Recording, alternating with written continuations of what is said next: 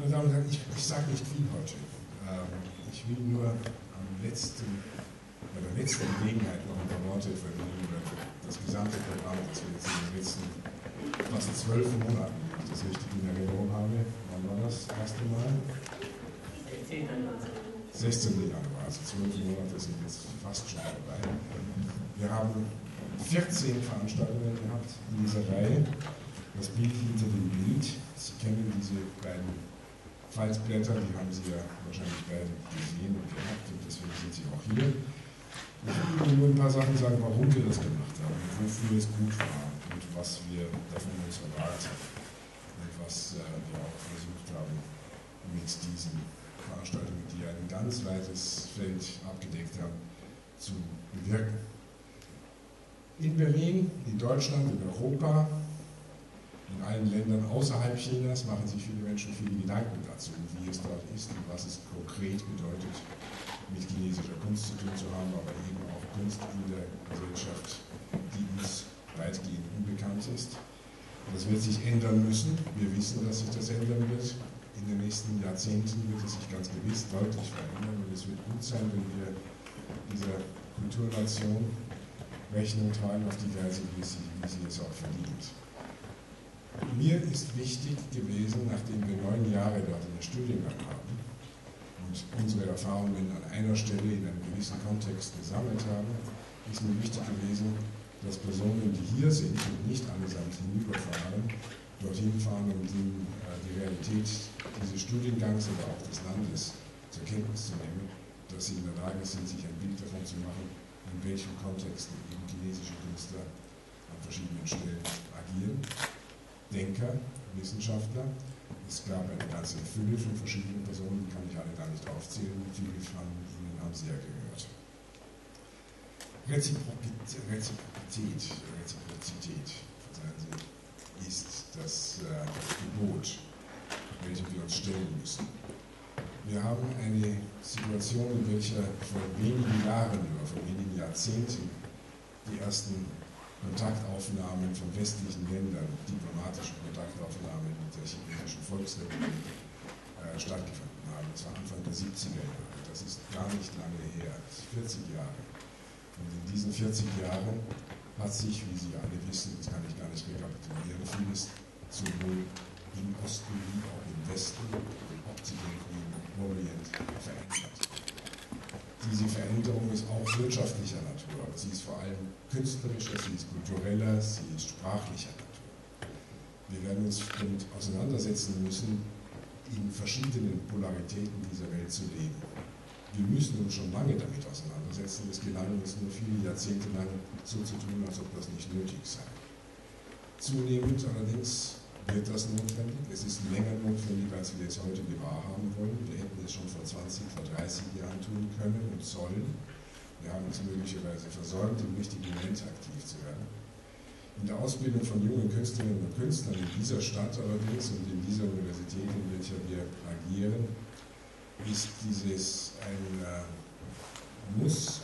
Es ist etwas, das wir machen müssen, deswegen weil die UBK eben auf internationalem Parkett agiert und mit dem gebotenen Respekt auf Kulturen zugehen muss, an allen Stellen dieser Erde. Nun, China ist eines dieser großen Nationen, eine große Kulturnation, das brauche ich Ihnen nicht erzählen. Sie ist eine dieser Nationen, mit welchen wir uns intensiv auseinandergesetzt haben und dieses Jahr eben auch auseinandergesetzt haben in diesem Kontext, in welchem Sie heute Abend hier auch sitzen. Ich möchte den beiden Organisatoren dieser ganzen Reihe herzlich danken. Das ist Binja Bergi und Andreas Schmidt, die Sie beide kennengelernt haben im Laufe der Veranstaltungen. Ich möchte all den Vortragenden danken, auch dem Publikum, das zum Teil zum Stammpublikum geworden ist, das weiß ich. Ich möchte auch den Personen danken, die an verschiedenen Stellen natürlich dazu beigetragen haben, dass das alles funktioniert. Das sind unsere Leute. Die will ich gar nicht alle aufzählen. Das ist ein großes Unterfangen. Wir werden versuchen, das auch ein wenig zusammenzufassen, sodass es nicht spurlos bleibt. Aber spurlos ist es schon heute nicht. Wir können alle davon ausgehen, dass wir auf diese Weise einer anderen Kultur deutlich näher gekommen sind, als wir es sonst jemals hätten kommen können in dieser kurzen Zeit. Ich danke Ihnen also nochmal ganz herzlich und geschehen für den heutigen spannenden Abend, an welchem der Manchev und dann anschließend, glaube ich, anders als es im Programm steht, der Künstler, der schon hier einen Workshop macht, schon längere Zeit, habe ich gehört. Ich wollte mal vor zu Ihnen sprechen, weil die verschiedenen Fragen haben wirklich großes Interesse und vor allem spannende Informationen. Dankeschön.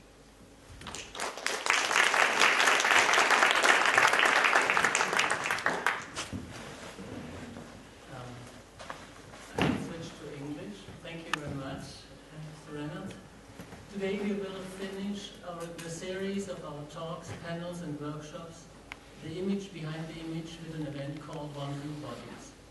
We, Ninja Belli and me, are grateful to the UDK, especially to the support of its director Martin Rennert and his team, who have taken the risk for this experiment for 1 year.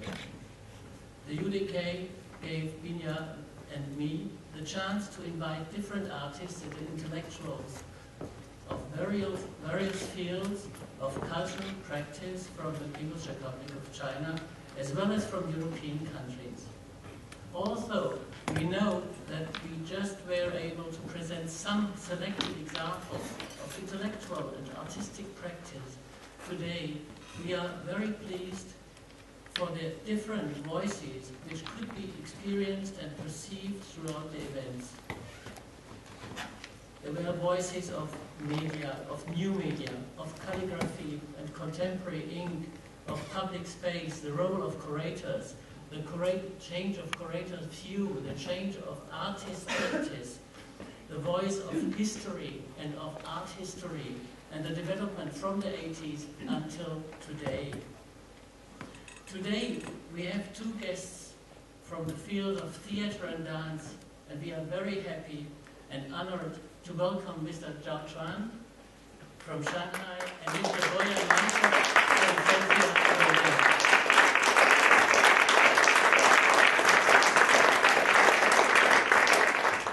Binja will take over now with introduction, and then we will change and go into the... Thank you. Yeah, welcome to everybody and good evening. I am very happy of this possible encounter between Zhao Chuan and Boyan Manchev this evening, and also about this place, that it's possible to make this event happening here in the UFO Studios and in the Inter-University Center of Dance, because it's sort of, because this is the last point, our ending point of the conference, but this place normally is connected to movement. So it kind of transfers the ending point to a moving point, that something moves on from this series.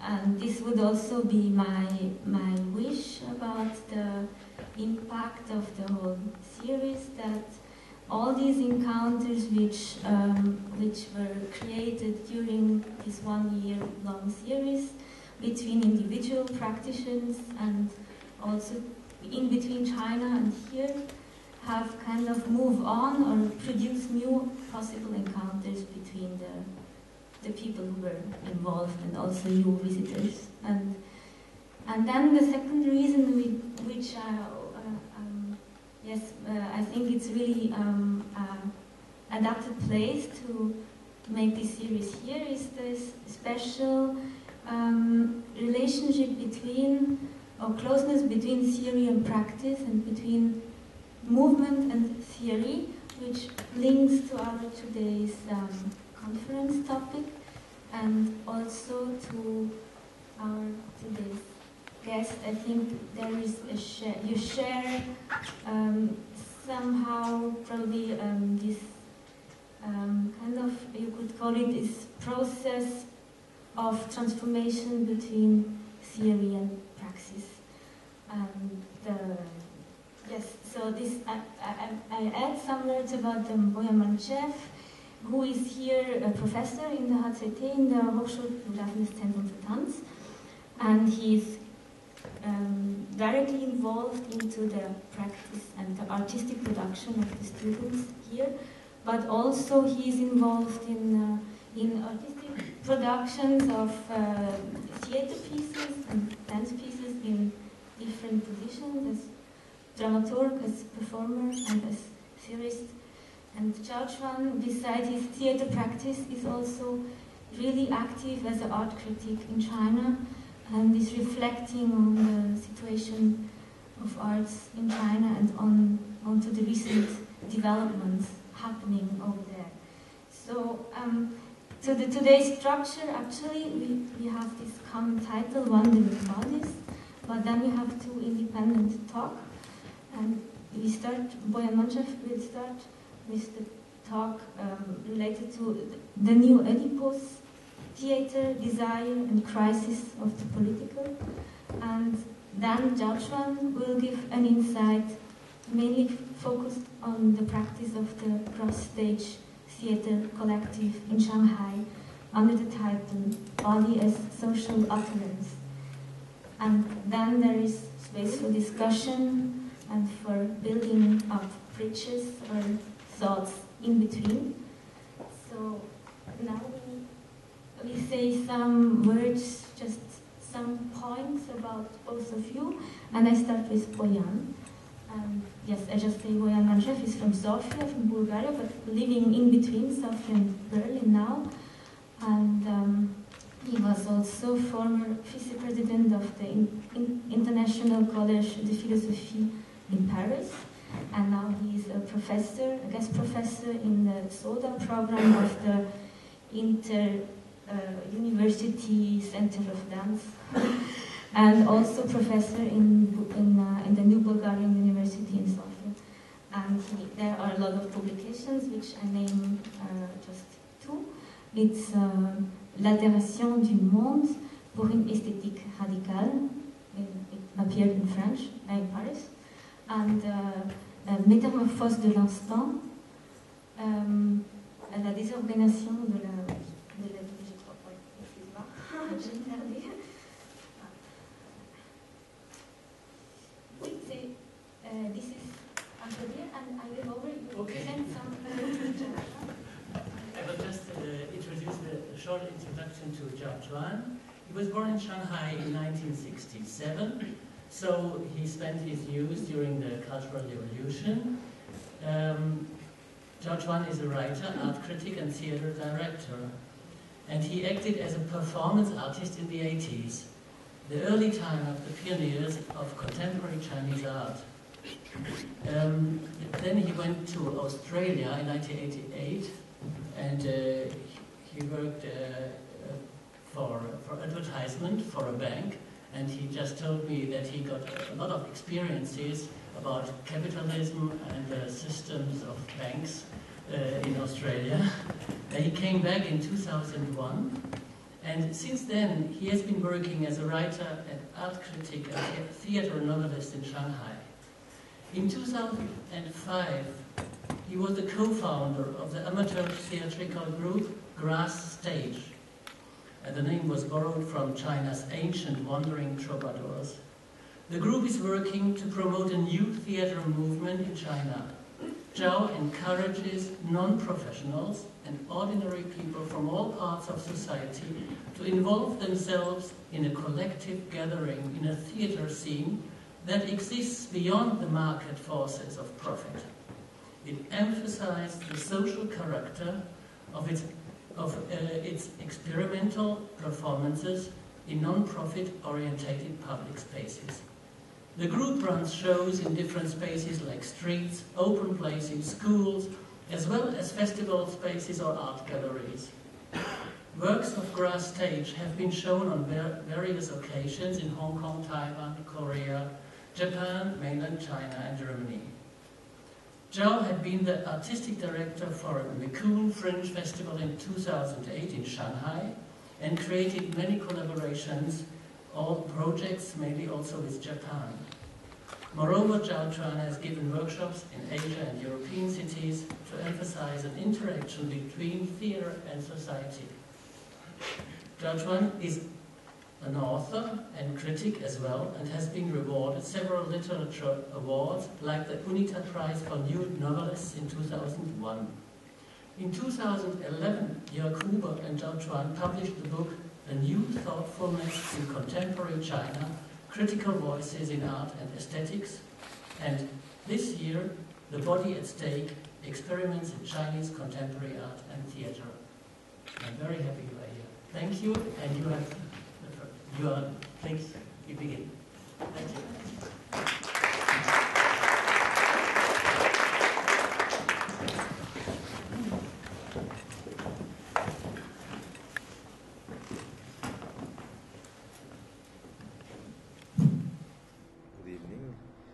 First of all, I have to say a few words as both guest and a host of this event, so I have a sort of a double mission and double role.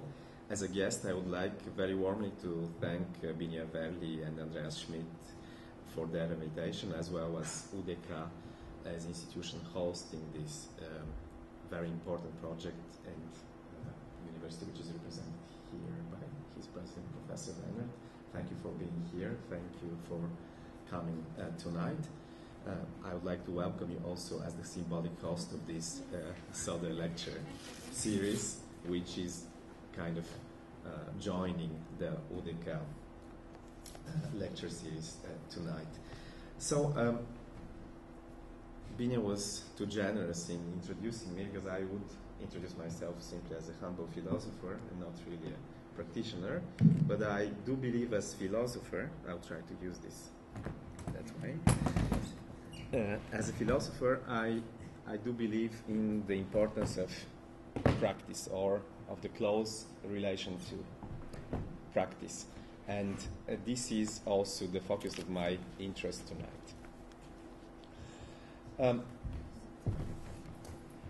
When we are discussing the format of this final event of the series around the art in China, Binia suggested that I present part of my work related to the reflection on body in relation to contemporary performance or contemporary stage forms.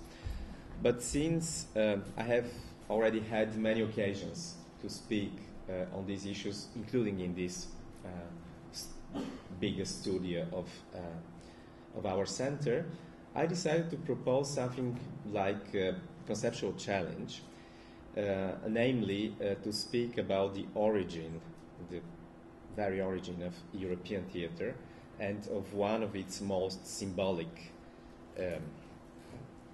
works, namely Sophocles' Oedipus, the king. The reasons for this are twofold. On one hand, I do believe that this opening to a very vast historical horizon could allow us to enter in a much, let's say, more profound discussion on theater, especially in view of the function of body and its relation to politics. I think that these concepts or these issues are entangled in our understanding of classical tragedy, and I'll try to propose a reading which is maybe trying to subvert the traditional understanding of, let's say, Hegelian understanding of Greek tragedy.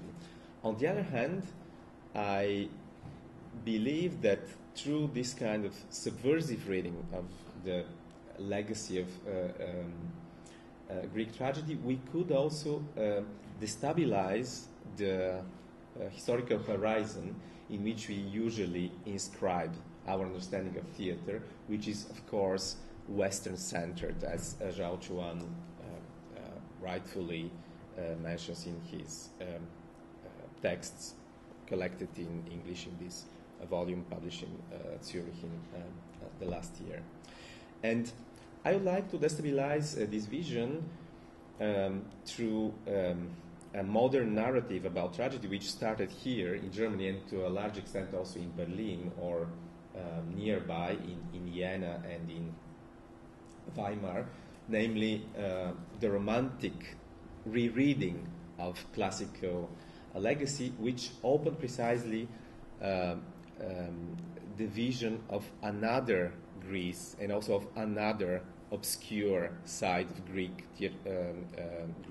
tragedy, of Greek theater, and also of Greek culture, which Nietzsche a century later called the Dionysian side. And I would like also to emphasize the fact that this rereading of the Greek legacy by the Romanticists were really open towards the new ideas of what they were calling the Orient. For instance, I could mention here Schleiermacher's or Schlegel or Novalis' idea about the eternal Orient. So there was this interest which they were trying really to rethink the classical narrative, not through this Eurocentric perspective, but really opening it up to a much more broader historical and cultural horizon. So this was the reason to propose you this small conceptual challenge. Of course, this is related to one book which I published last year in Bulgaria, which is, as you see, kind of big volume called The Logic of the Political, which is based on a seminar I was giving for 6 years in Paris, and which was precisely based on this kind of political hermeneutics of Oedipus the King.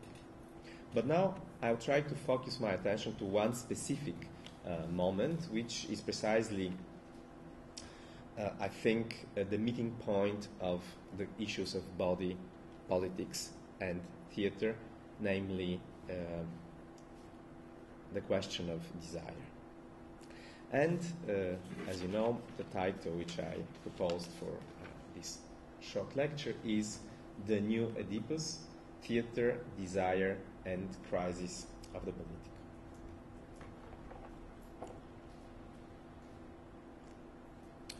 I read you a few fragments and then I'll try to contextualize this proposal.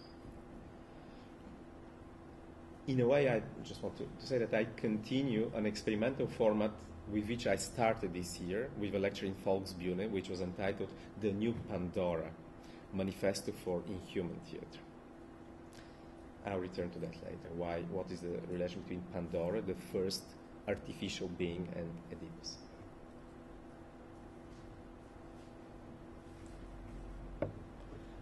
What would be a theatre without human?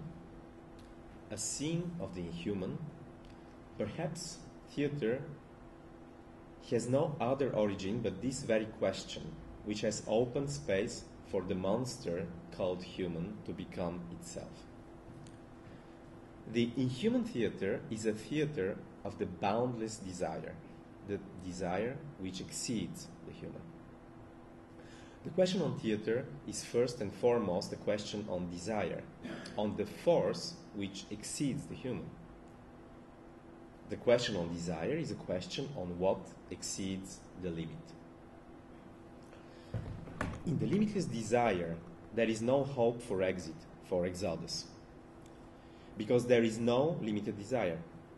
The desire is boundless, therefore it is inhuman or beyond human. In that sense, desire is a monster.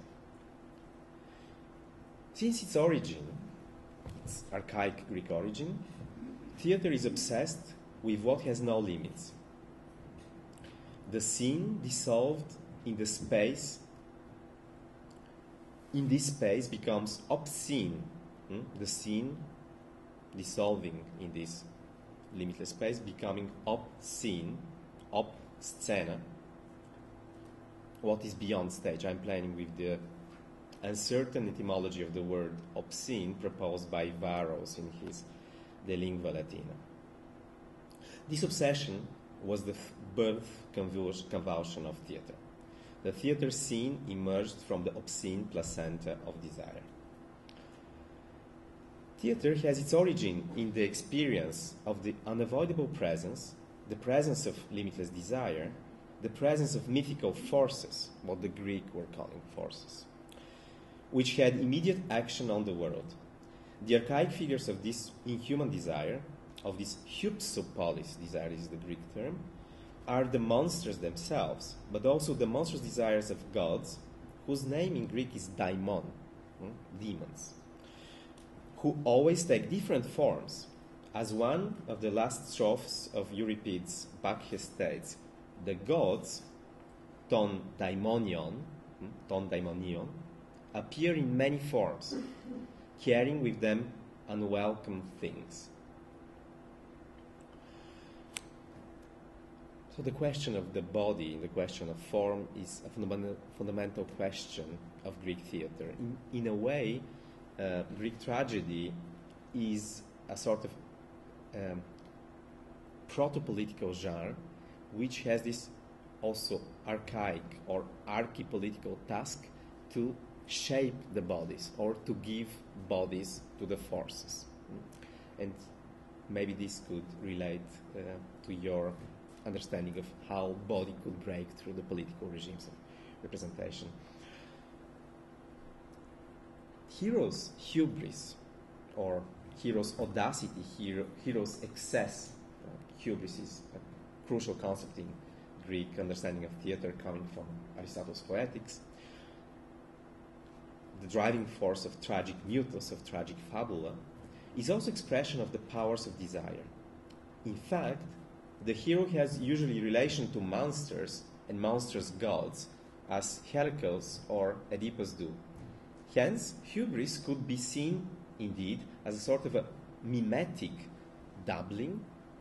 This is a term belonging to the French anthropologist René Girard, a mimetic doubling of the monstrous desire of gods. Hero's audacity would be then a fascination or even passion for the body or for the techne. We were discussing informally this issue of technique, the techne of gods, revealing itself in the form of jealousy, of envy for these divine techniques or divine bodies. This question of technique is, I think, a crucial question to understand another crucial question in Greek tragedy. But this is, we were discussing this many times with my students, this is not what we call now artistic technique. This is not the normative technique which belongs to different artistic fields, but the Greek understanding of techne is much broader. Many philosophers were busy with this in the 20th century, starting from Martin Heidegger to nowadays. French philosophers like Simondon, Stigler, etc. But the question of technique in the vocabulary of tragedy is related to another very enigmatic notion, which was also very interesting for the philosophers, but also for the romanticists, for instance, for Friedrich Hölderlin, which is the question of deinos, the Greek concept of deinos. I could remind you the famous verse, the beginning of the first Tasimon of Antigone, which says in Greek, Polata deina kuden anthropo deinoteron pele, which is traditionally translated in English as wonders are many and none is more wonderful than man. This is Sir Richard Jepp's classical translations. But you know that after Hölderlin, in fact, it is largely accepted that this term deinos, which should not really translate as wonderful, but rather as monstrous. Because deinos is in fact a quality, and which is a human quality. This is the quality defining the human, but it is defining the human as a being which is not identical to itself, which is not possible to be identified. And precisely, I think the semantic tension between wonderful and terrible, for instance, in my language, Bulgarian, the word chudo, which is miracle, and chudovishte comes from the same origin. And this is very symptomatic. So the miraculous, the wonderful, and the terrible, the monstrous, are, in a way, coming from the same semantic root. And this is, in fact, the defining feature of human in Greek tragedy. The monster, or the being which is not identical to itself. I could here open a short parenthesis related to my rereading of Oedipus the King, or which is fundamentally political reading. You know that there is a very powerful crypto-political narrative about the foundational myth, let's call it, of the political in Oedipus the King. This is the myth of how a hero comes and through the power of his logos or of his gnome, the power of his intellect, he defeats the brutal kratos, the brutal force of the monster. The monster is, of course, the Sphinx, or more correctly, the Sphinga, because it's a female monster, which is very important for the Greeks. So our translation is not very correct. It's a female monster. So he's defeating this female monster through the power of his intellect, and that's how he succeeds having access to the sovereignty of the polis, of the Greek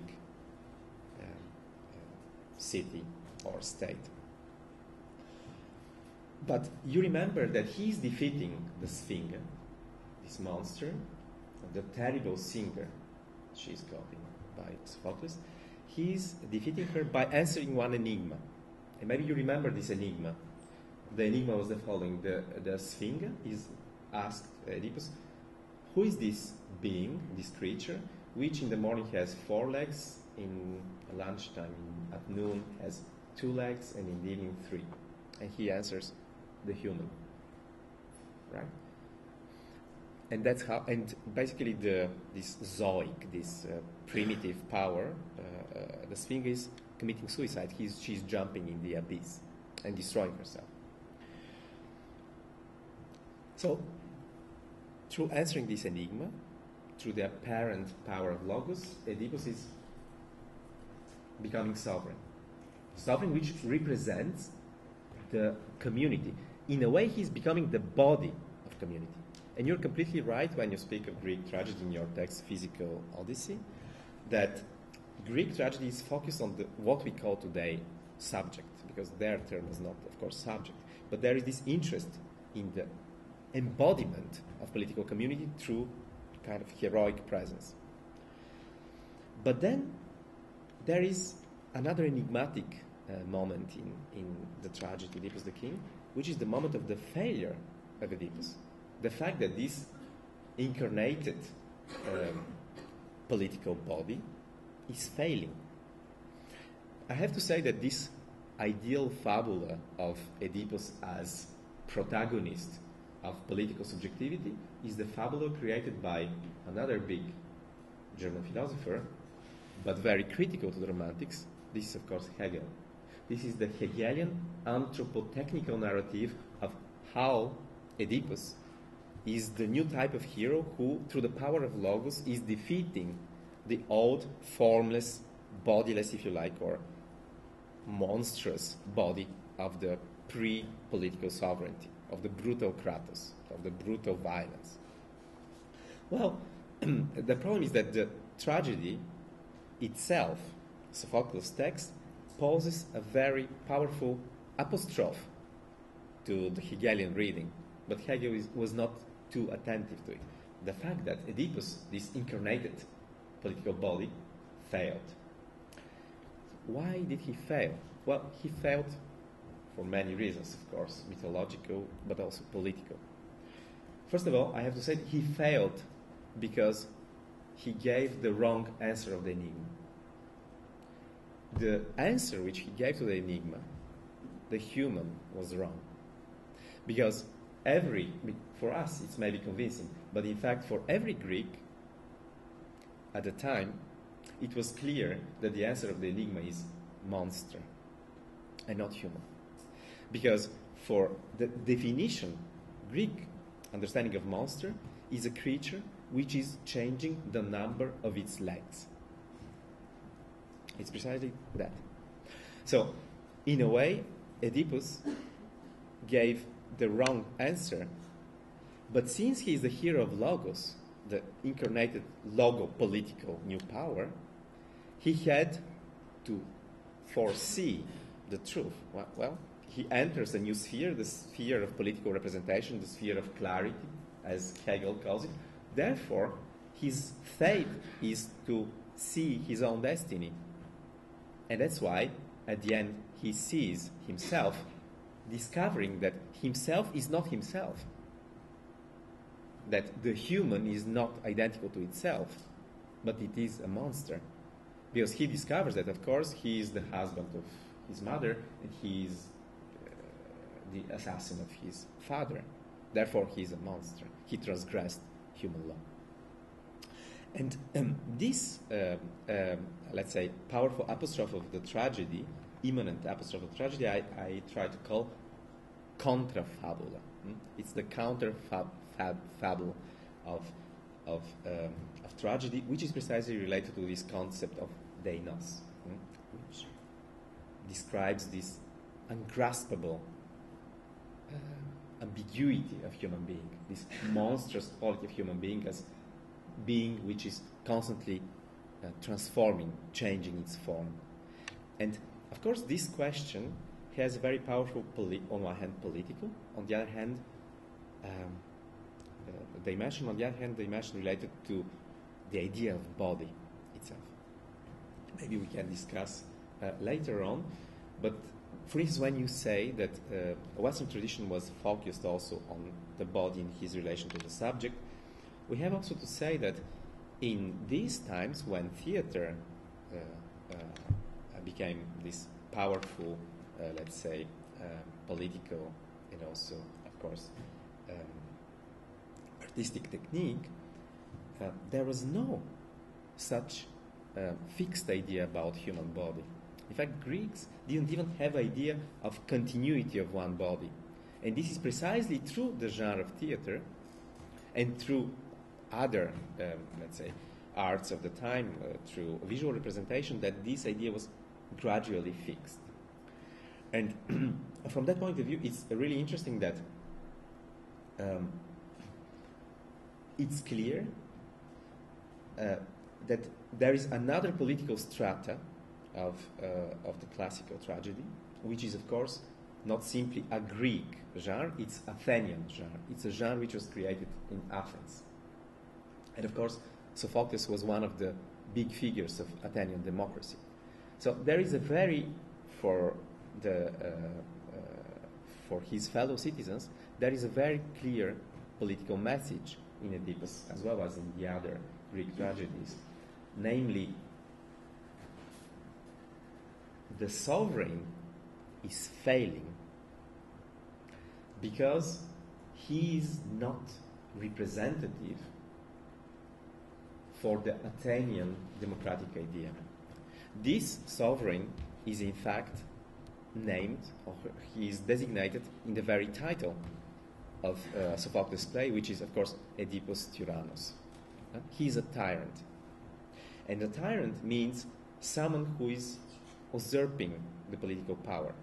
But also, the tyrant is someone who is coming from a different, let's say, model of political regulation, which is not the regulation of demos, of the people, which is, of course, the foundation of democracy, but it is coming from the aristocratic affiliation or from the genos, from the family line.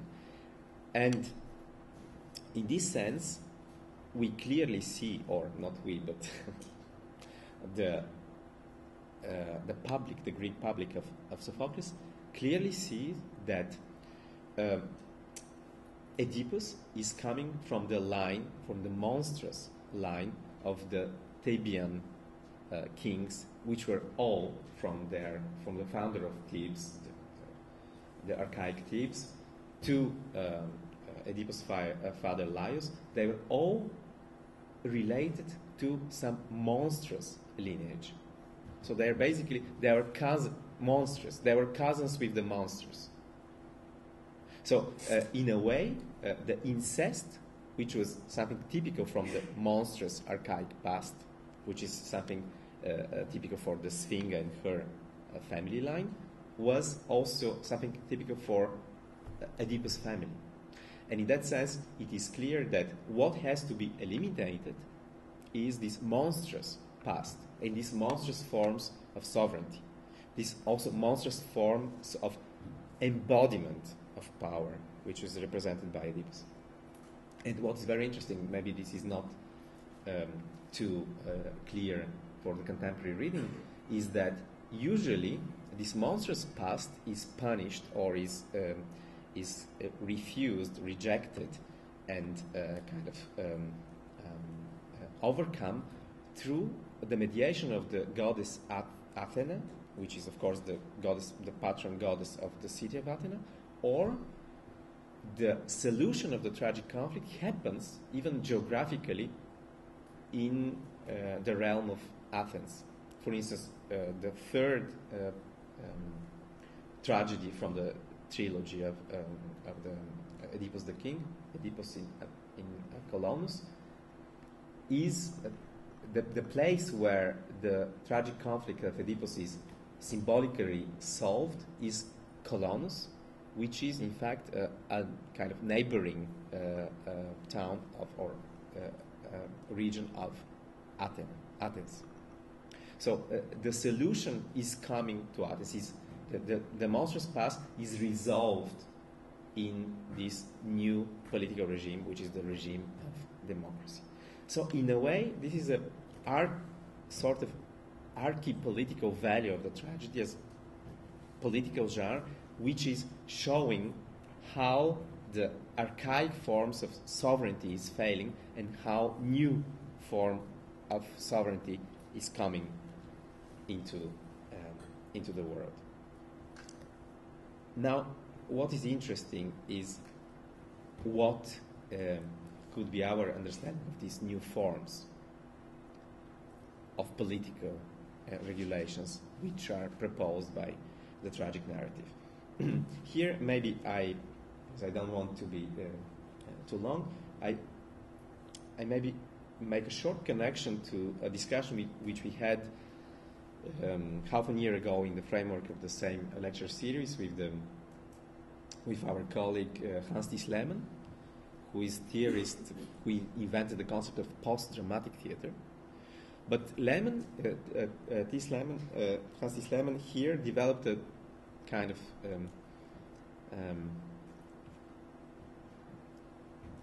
provocative idea, proposing that the new forms of, let's say, performance art or new forms of radical forms of post-dramatic theater, in fact, are trying to rethink the tragic experience, so that they are returning to the experience of the tragic in its most archaic understanding. So we had a debate on this issue. I kind of disagree with him, but I think this is a strong proposal, and maybe it's also interesting in that way to try to make a kind of historical synthesis of very remote horizons.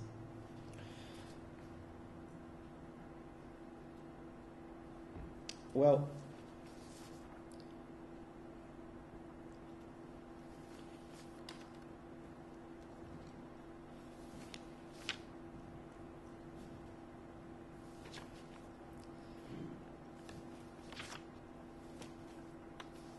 I have prepared quite a long lecture, but I try now to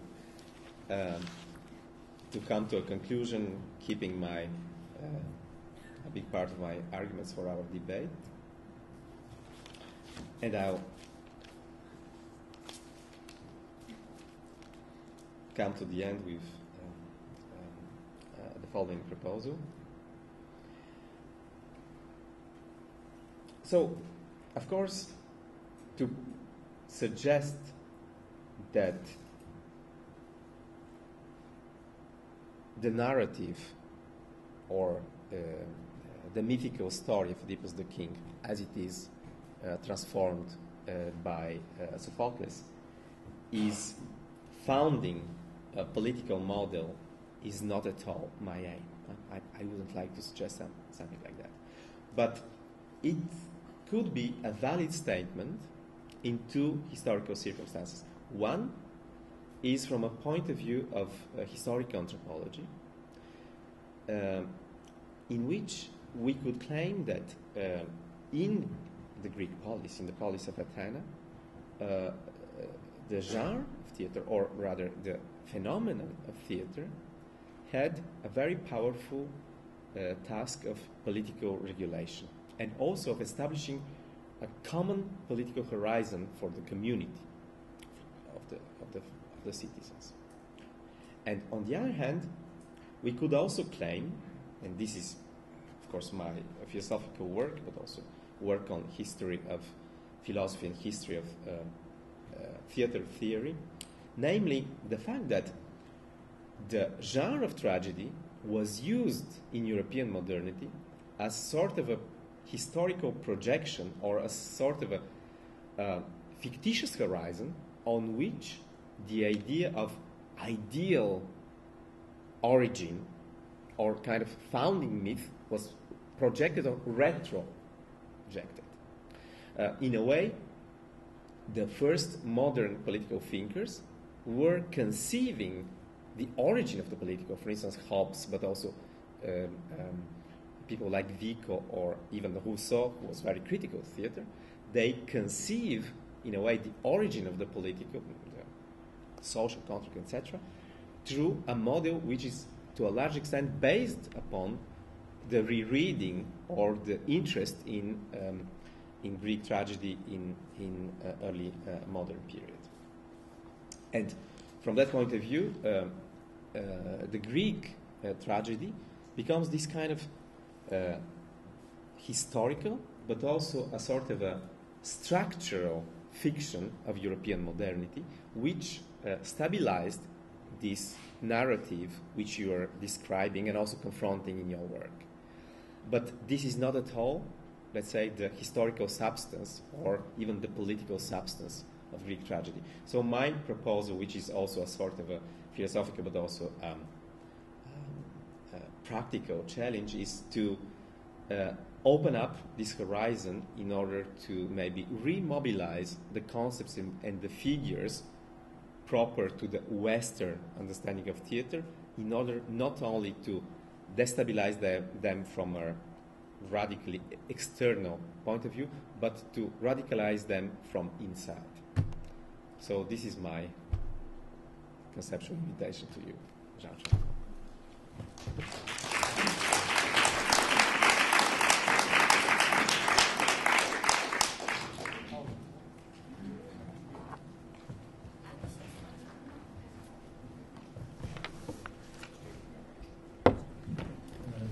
Thank you, Boyan. Thank you very much. It's very difficult for me to respond. You make such heavy connection, and I'm coming from another background, and I deal with many things quite daily. So I try to give a kind of more in detail with what I'm doing. So I'm trying to make a connection to what you said from another end. I leave you all the space, and I'll be back for the discussion.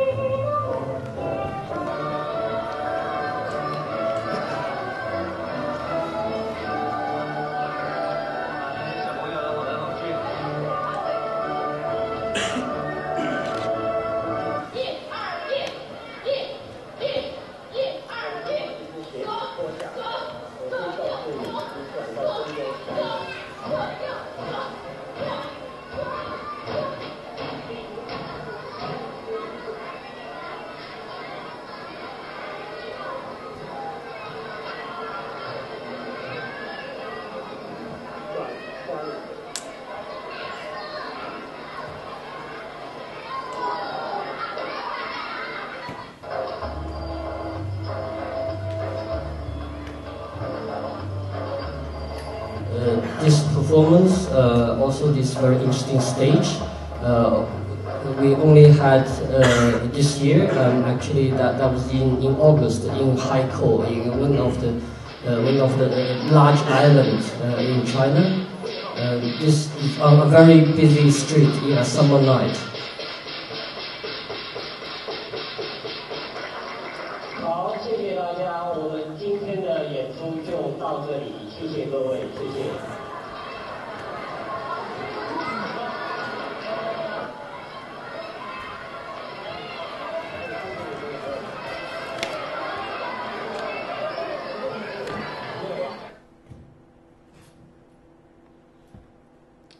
Okay, thank you very much. Thank you, Binya, thank you, Sandy, thank you, Boyan, and so thanks to Kritiker to offer this opportunity for me to be here and to talk to you, and also to have a workshop with the students here. Okay, a bit nervous with English.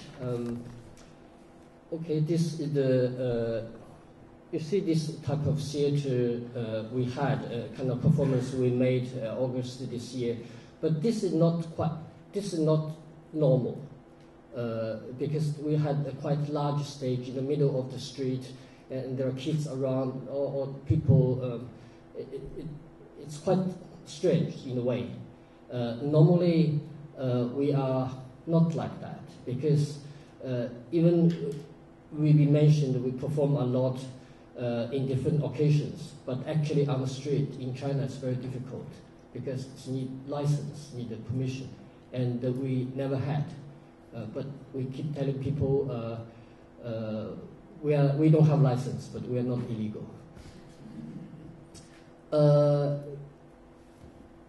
Grass stage, this grass stage theater collective, we start from 2005.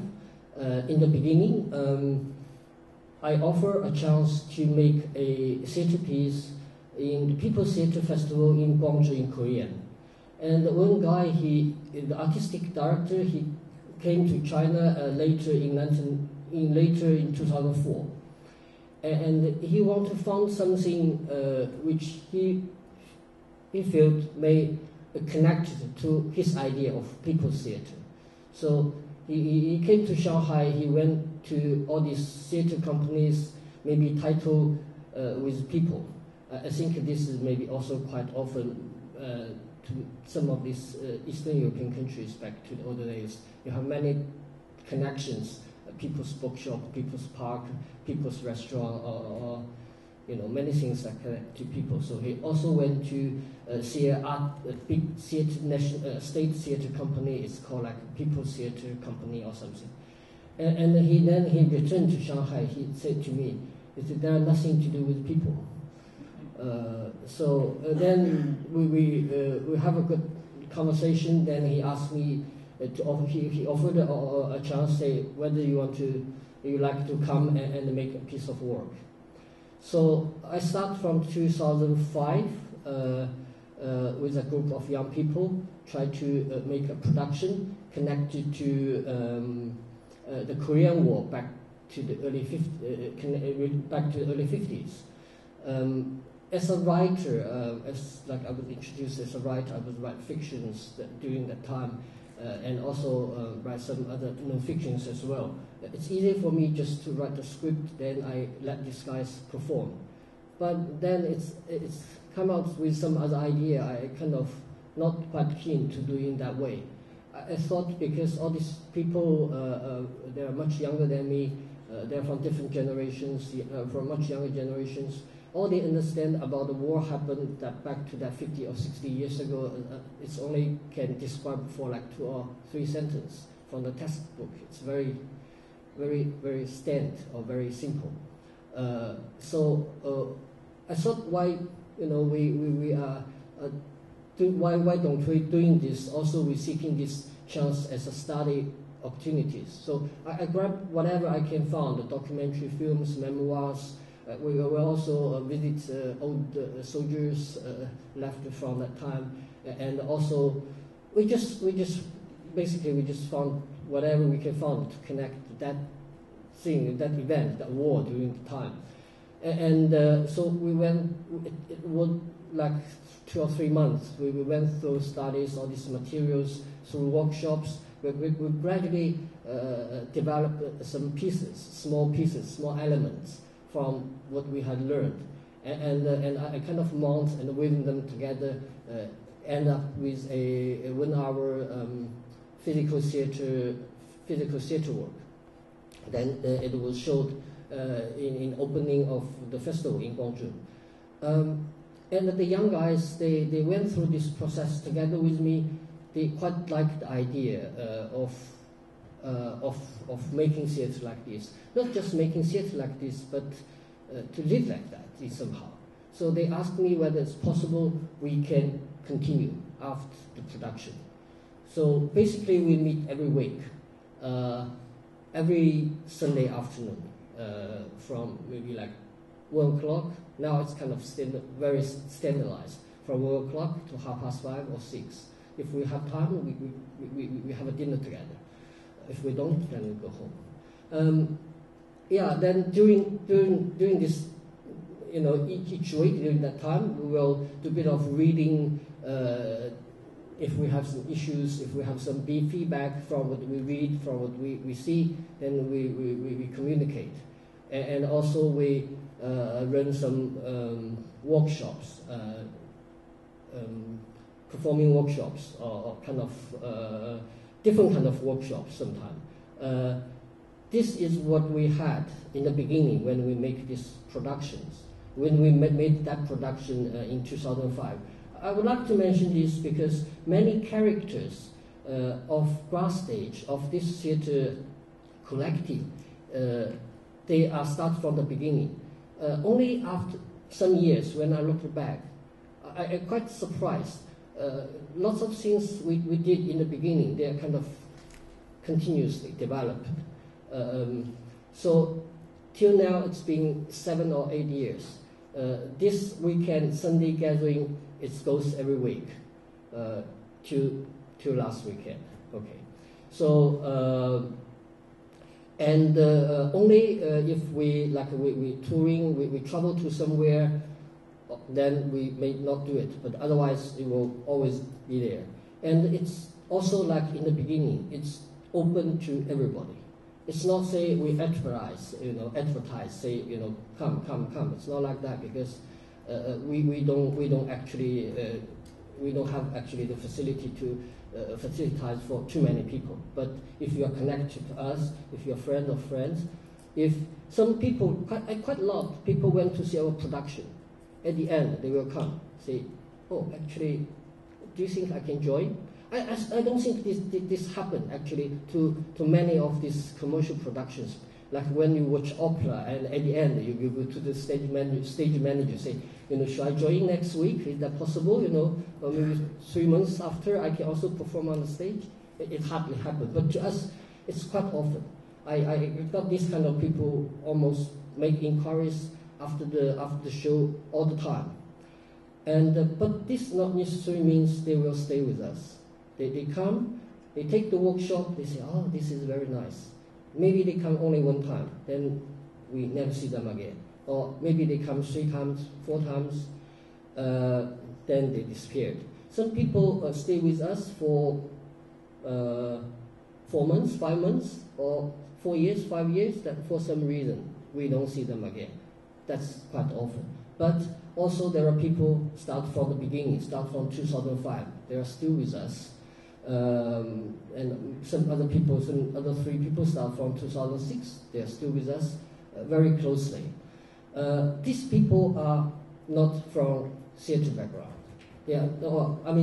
Now they've been working with us for so long. They have a doctorate, or at least a master's degree, for this. They've been working and studied so hard. But they are not, what I mean, they are not from academically trained performing arts background. Some of them they're just clerks in a company or small entrepreneur or people open shop on internet. People computer engineer or editor from the magazine, photographer, teacher, graphic designer, all kind of people. And we see theater as a platform for us to understand our own life and to rethink possibilities to develop. So for many years, the members, they joined grass stage, they would see this platform as a school. It's kind of self-learning environment. But also this character is also continues as we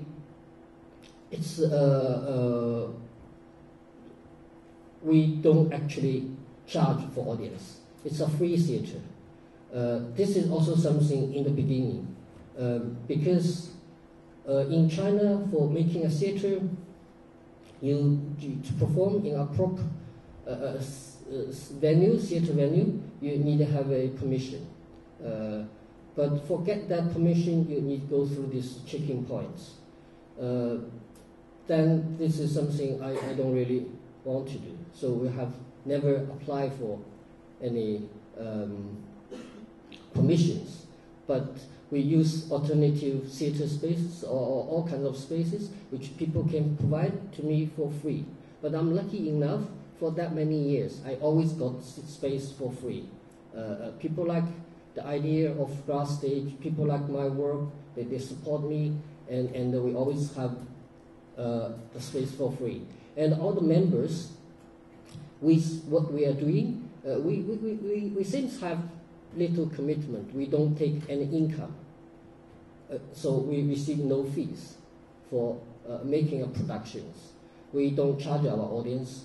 We don't get the money from this theater making. We only take donations. After the show, people give the money. Doesn't matter how much they want, or even they don't want to give, they're still welcome for next time. And so this, in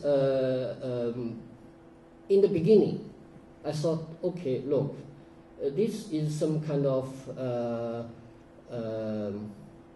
try to see that this is possibilities for survive in this capitalist world.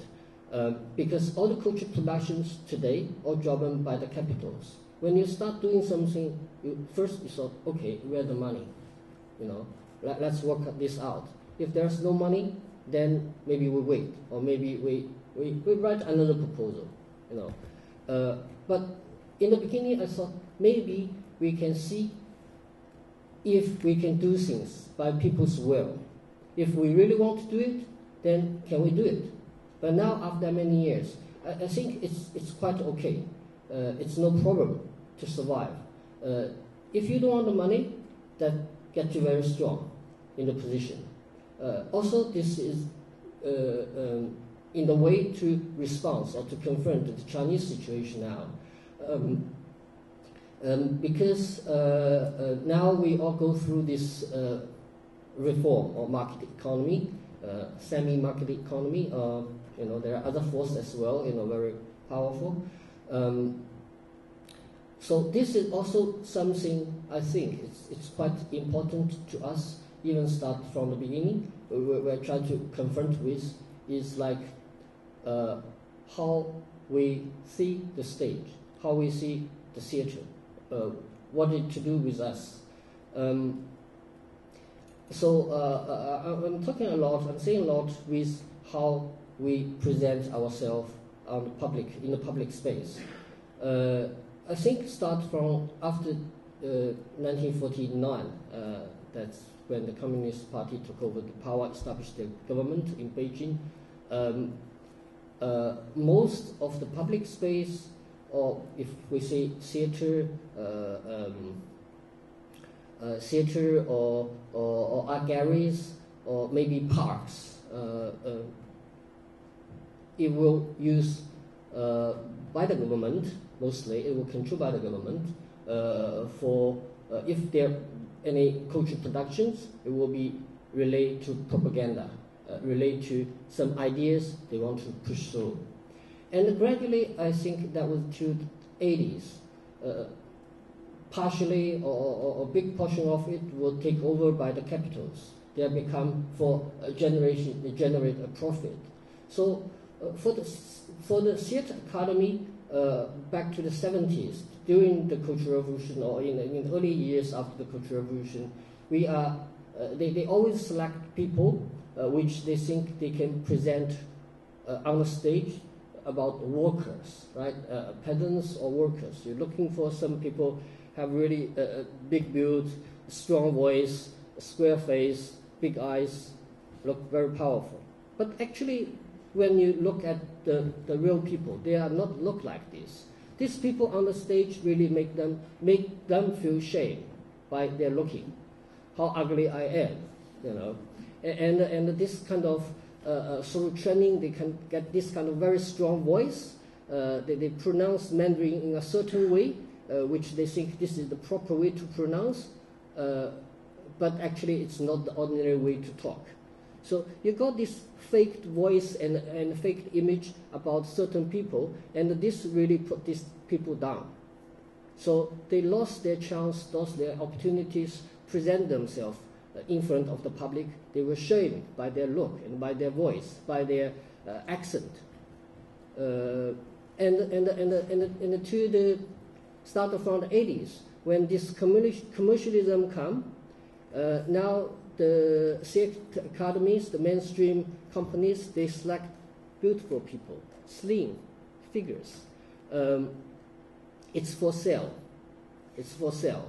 Because eventually these people will go to the television and some other commercial productions. So they select good-looking people. This is also putting other people down. We always present these people on the culture platform, but how about us? Do we also have chance? Do we also have rights? So in the beginning, when we make this production for relate to the Korean War, we are saying we really want the stage, the platform can share different people's idea of how they understanding about the history. So this is the voice somehow from the grassroots. So, but it's also, this is not that simple. You cannot just grab people from down the street, then say, okay, look, you stand up there, then you make a show. You express yourself. It's difficult. So there is also process. This process is about theater, how we make theater. So during these years, we also try to work out a form or a technique or develop some kind of workshop to make this process be possible for all kinds of people. So therefore, this is quite a simple way to say it, like everybody can be artist, or everybody is artist. It's easy to say, but it's so difficult to do it. Trust me, you know this. And the people say, okay, you know, they talk to me about like professionalism. I'm saying, hell, I'm not professional at all. I don't deal with professional people. But if you talk about amateur, I'm very professional, you know. So basically, to deal with public space, we are, especially in Shanghai, we've been there in many years, and we do have a bit kind of reputation. So for making a production, for a city space like this, maybe we can contain like 100, 200 people. For us, make like 5 shows, 5 evenings, 6 evenings, we got no problem, get the space packed. And many people won't come. We got lots of audience. But time to time, we always have to use different kind of space. Mostly it's not theater space. So as I mentioned, this kind of alternative art space, or sometimes art gallery, the space for their public program they allow us to use. But for kind of extent, our expressions, we also traveled a lot, even start from the beginning. When we traveled, we do this kind of intensive travel for 1 month, for example. We go to 5 or 6 or 7 cities. We perform, then we go, then we perform, then we go. We travel by train. Most of the venues we've been to, it can be a restaurant, can be a bar, a classroom, only not theater. There are different spaces, only not theater. But because this is easy to manage, if there are needs, the local people say, okay, we can manage some audience. Would you like to come? So then we will go. We do lots of traveling. We try to also for 2 years. We also do international collaborations, especially in Asia. We are involved different kind of program. Like one program called a project called Asia Meets Asia, start from 2006. We go to Tokyo every year to work together with theater people or people close to theater, maybe not also from that kind of background, but people from Japan, from Korea, from Hong Kong, from Taiwan, from Thai, from Afghanistan, from Iran, from Iraq. Yeah, we get gathered like around 10 or some people to make a collaboration. Within a short period of time, then we make a production, we make a show there. 2009, we made a production called Lost Home. Lost Home is a common experience we all shared among the Asian countries. And then the next year, we had another production called Return. This collaboration still continue. Then another project I start from this year, it's called Action Asia. We invite people from different Asian countries to talk about the experience between art and activism to Shanghai to give the presentation. Okay, I think we are limited by time, but then maybe we can look more a little bit visuals, film clips.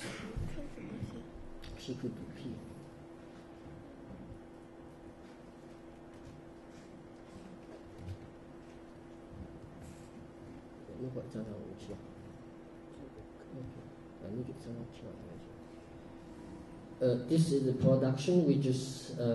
This is part of Asia Meets Asia. That's where we made a show in Hong Kong at the rooftop.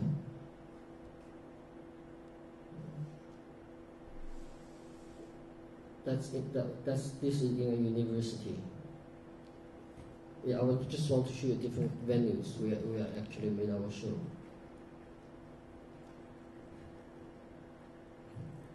This is the first show in Korean. That's in a bar, very small. The performance space is 3 by 3 meters. So then it will extend to the audience place that on the table. It's a hospital scene. That you see already. That's in another space. We did a reading on a Palestinian play. That's outside a school library. This is the same workshop, the workshop in the same title I did in Rome. There are a few images from there. This is also one of our production. This is a production we made in a construction field. We also run talks each month.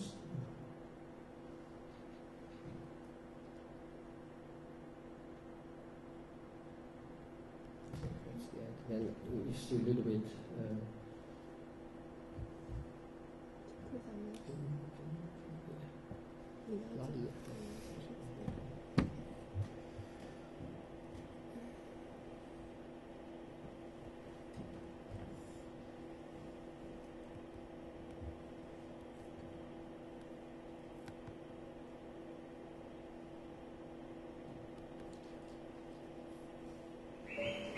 欢迎大家来看今晚小生会的演出，欢迎拍照，但请勿使用闪光灯。看戏过程中，欢迎您打开各种通讯工具，欢迎您小声或大声与外界通话。在我们的社会剧场中，欢迎您与生活保持密切联系。谢谢大家。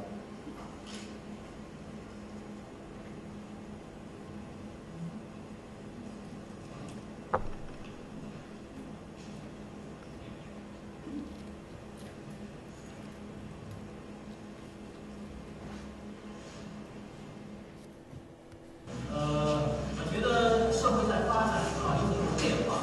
09年的时候，我们进不来武大演戏，人家以他们的草台班子发现，不会那么对付，最后就把我们给去了。2年之后，我们能来这边演戏，感到非常高兴啊！谢谢大家。This is the aftertalk. Almost every show. Almost every show we have aftertalk. Aftertalk from half an hour to 40 minutes, maybe sometimes goes to 1 hour. It depends.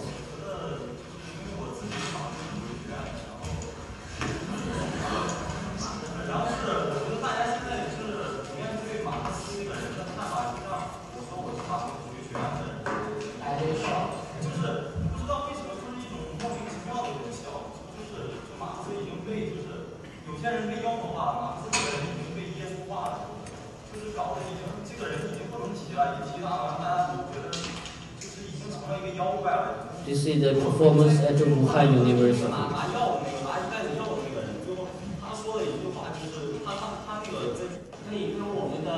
Okay, I have to go very quickly. Just a little bit.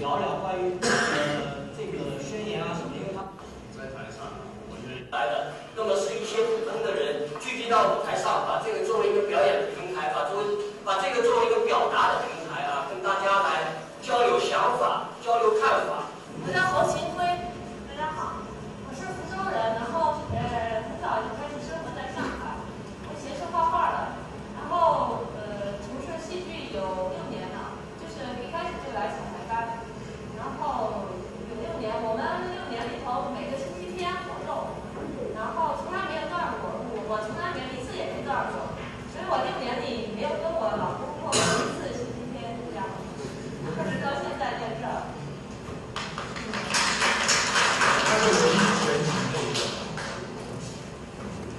大家好，我叫于琳娜，然后呢，我是60年，我在上海有3年，那么我是这个团队当中最晚加入草台班的，那我进来到现在的话只有半年。这边都是我的前辈然后呢，我之前做的事儿比较杂，就是做过自由撰稿人，然后做过书店的策划，然后现在是一名心理咨询师。彼此之间多关照，声音啊什么。后场的时候可能就跟我们要求不一样，你在里面做的，因为有的时候可能开到放空声音，我关了电头根本听到。对，我会坐在这里。一直坐在这里，开灯。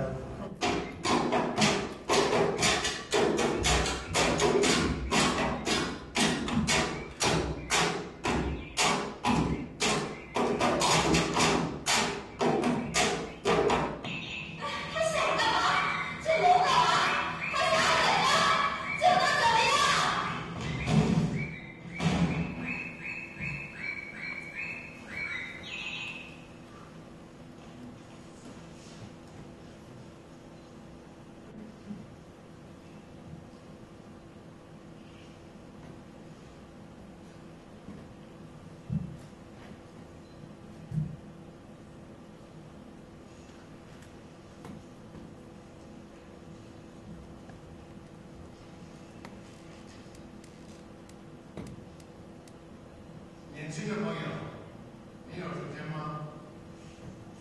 这封信是写给你的。资本主义的生产过程。国非又不是艺术，知道吧？我其实还要再探索它的意义，还要再探索。理解上，你这里面的这个主题也好，这里面学的例子或者是这个例子也好，它是有争议的。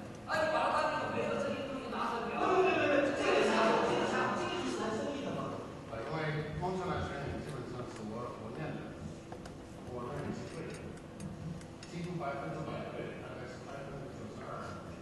而且，可是师傅啊，我也认为是一个活着的论文，不是一个死的论文。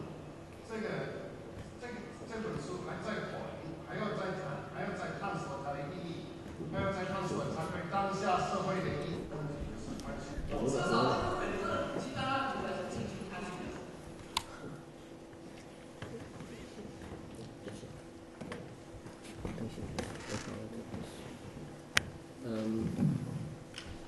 Thank you. That's okay. This is the time for me to talk. Then I would like to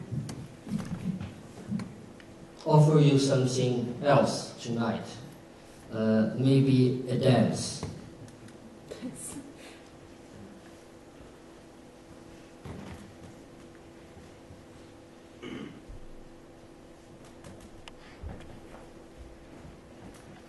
我在这里叫你们什么？我叫你同志，叫你先生，叫你小姐，叫你老板，叫你大老板，叫你师傅，叫你兄弟哥们儿。服务员，服务员，你听见我叫没有？服务员，不要把拿碗的手指伸到我的菜里，你的手指指甲不卫生。你不是先生，不是小姐，不是帅哥靓女。你要知道你的工作站正了，走稳了，你该干的活，你不许磨磨蹭蹭，你不许交头接耳，嘻嘻哈哈，你不许没规矩，不许打瞌睡，不许玩手机，去服务来服务，我叫你服务，我叫你服务员，我叫你阿姨，我叫你大哥，我叫你叔叔，我叫你司令，我叫你傻逼，我叫你色情狂，我叫你居委会主任，我叫你舆情分析师，叫你文学家，叫你木匠，叫你老木匠，叫你小资，叫你波波族，叫你土方车司机，每一个道口都是一个路口，通向不同的人生界面，三心二意，四通八达。你说你叫我运土方的卡车往哪里开？往哪个方向开？往哪条道上开？我的车上是10几吨我们立足的土壤，只有你能告诉我。我叫您领导，您眼睛很小，您目光很远，您保养很好，您婆娘很妖，你身材不高，你架子不小，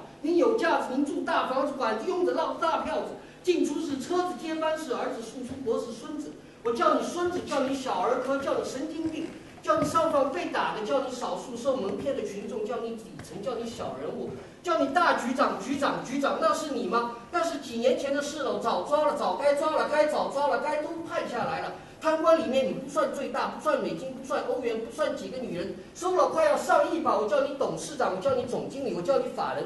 咦，你原来不是叫书记，叫党委书记，不是叫厂长吗？不是叫主任吗？不是叫主任吗？我叫你三娃子，叫你泥腿子，叫你赤脚医生，我叫你妇女主任，我叫你拖拉机手，叫你撞牢里，叫你合作社员，叫你人民公社社员，叫你小队会计，叫你知识青年，叫你先进工作者，叫你老黄牛。你说30年前因为喜欢邓小平，你天天摸了石头过河；因为喜欢邓丽君，你把小陈搞得故事多。小陈从此翻天覆地，涌进来的万来人口和港商台商啊，将你家门口变成花街柳巷。你说以前吃不饱，现在每天摸完石头摸屁股。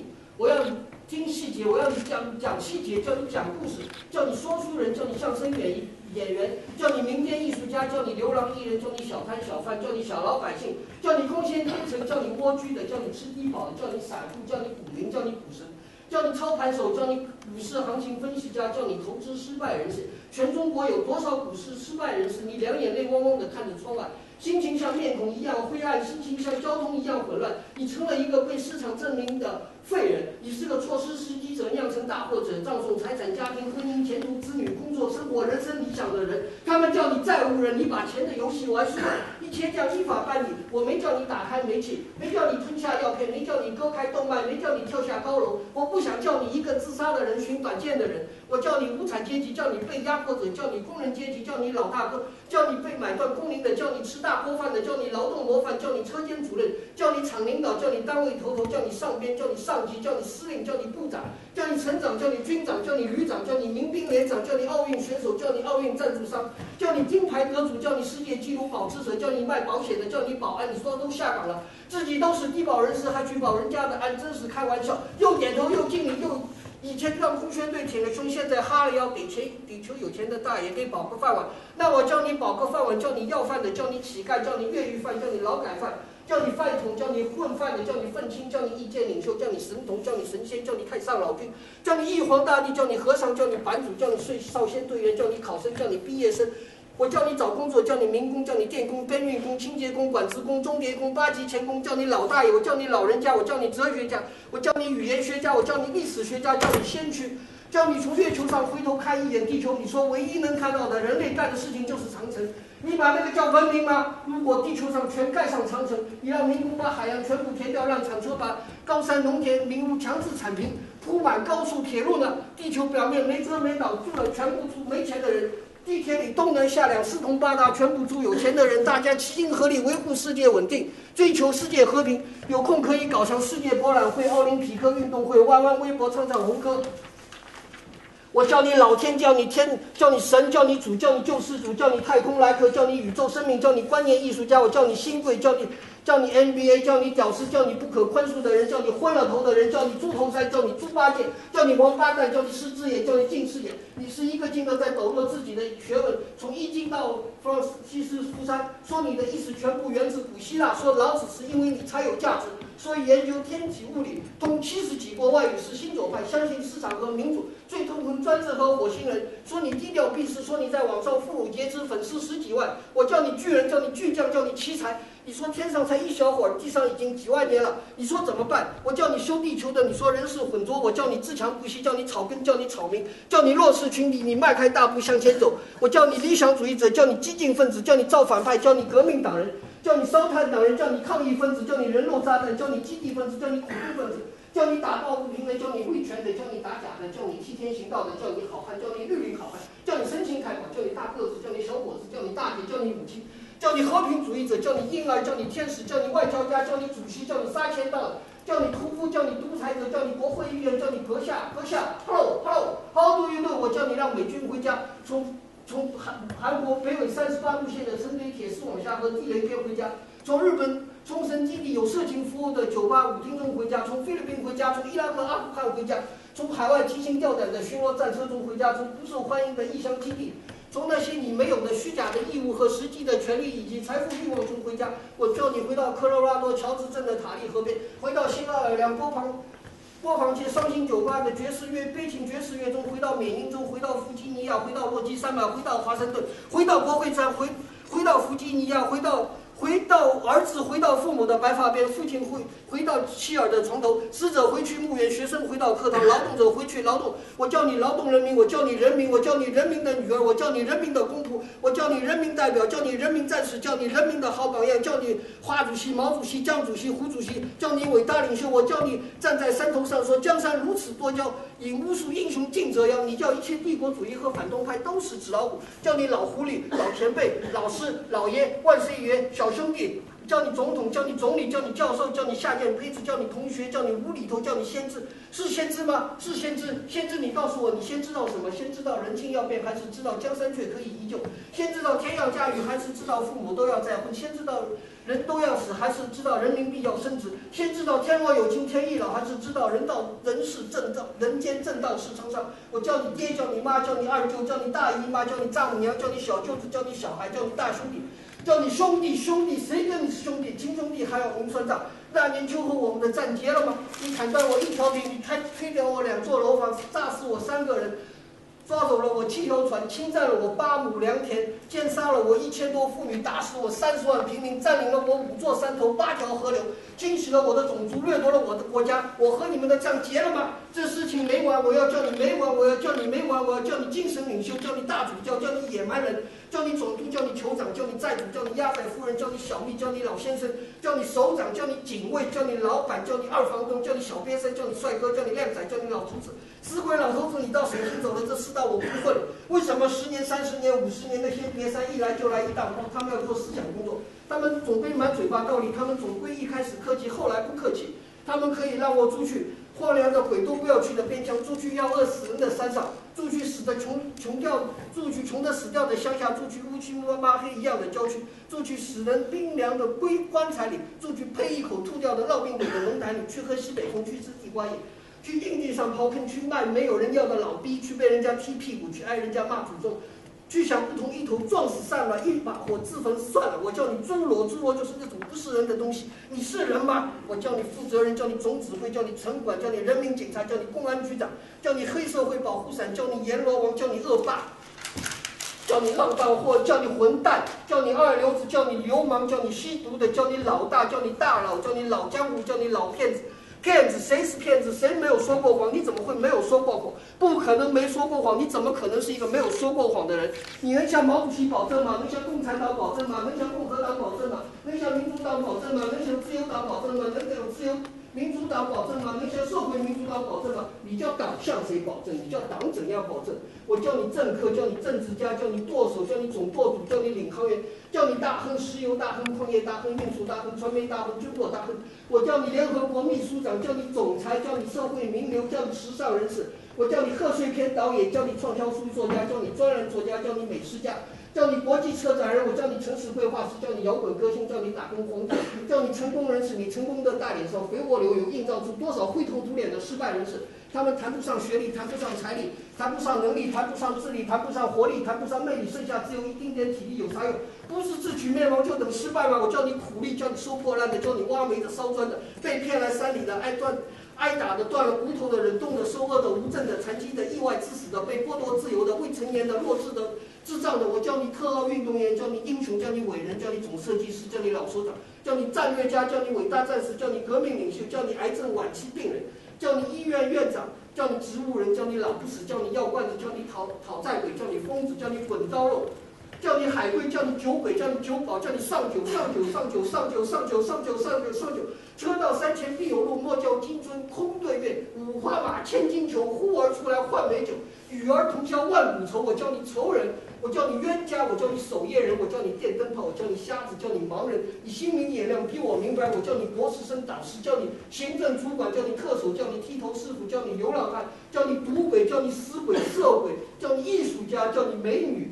叫你我最亲爱的，我叫你把所有的衣服都脱下来，脱一丝不挂，脱完了奶子挺起，屁股撅起。我说将来10个中国男人中就有1个讨不到老婆。中国男人短缺，水资源短缺，能源短缺，价值短缺，信念短缺，道德短缺，只有人民币永不短缺。我叫你老公，你说我们生男还是生女，还是啥也别生，啥也不生。我叫你生理君，我叫你生前友好，我叫你访客，我叫你自由撰稿人，我叫你经纪人，我叫你电影明星，我叫你影迷，叫你女歌迷，叫你文艺青年，叫你时装模特，叫你小妖精，叫你狐狸精，叫你公安公，叫你公关，叫你开国元勋，叫你国父，叫你国母，叫你国舅，叫你国贼，叫你窃国大盗，叫你国务委员，叫你国宝，叫你蝈，叫你懒虫，叫你寄生虫，叫你麻风病人，叫你胆小鬼，叫你小鬼，叫你大师，叫你调酒师，叫你诗人。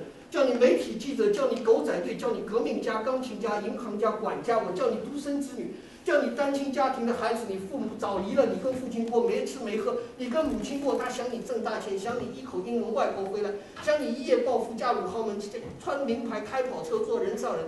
你叫他失望，你离家出走，你翻雪山过草地，你吃草根煮皮带。我叫你老红军，你说人走如灯灭，你说剩下全部独生子女，剩下全部市场经济，剩下全去跟外国接轨，剩下全部贪官污吏，剩下一桌桌山珍海味，剩下一道道有毒食品。你说我们的理想不会实现了。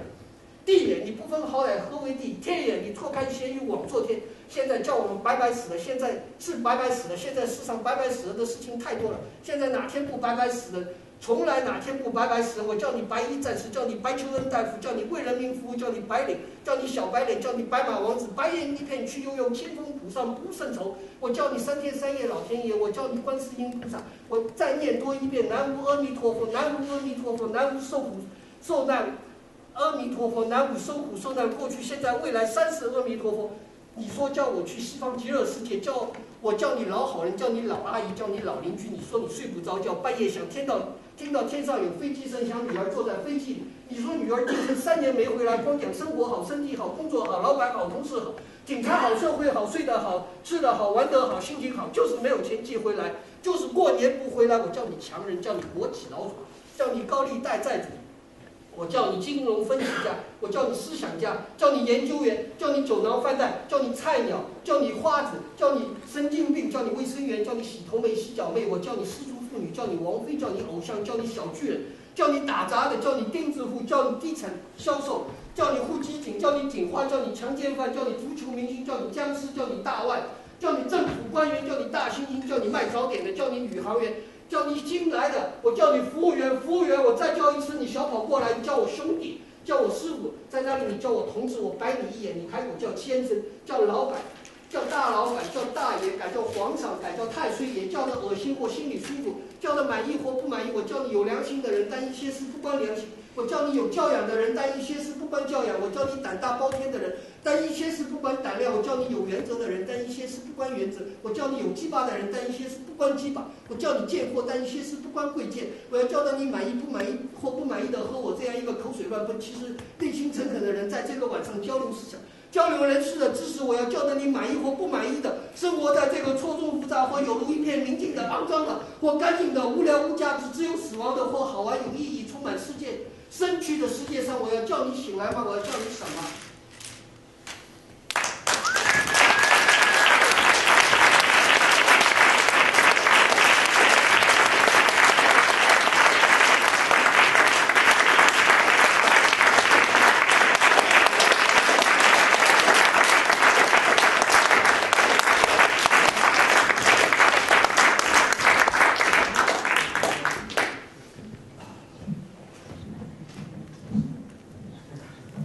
谢谢Zhao Chuan.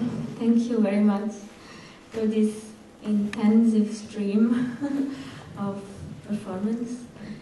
Now, maybe a bit difficult to go back to I don't know. I haven't been doing this for quite a long time. I thought I would do much slower than my I did like 17 minutes before, so this PPT is 15 minutes, but I don't know how. I kind of very strong today. I do very fast. I think it's a long way to go for the PPT. You may have to wait maybe another 1 or 2 minutes to see it finish, if you wish.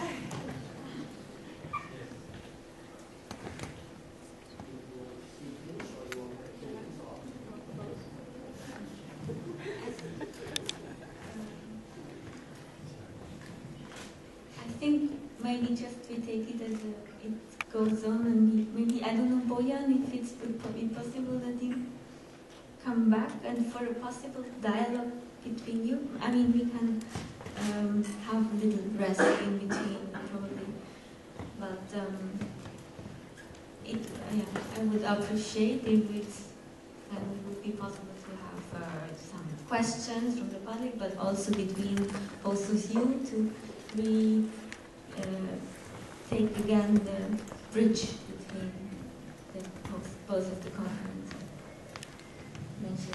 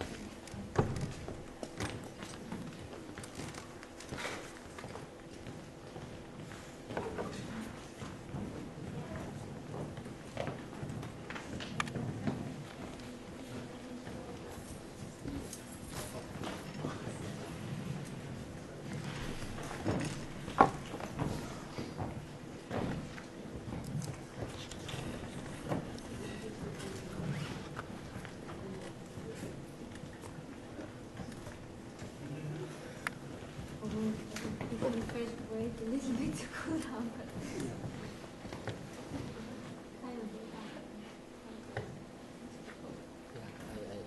It's all right. Basically, you know the idea. It's just words. This is the proof that Chinese is much faster than English.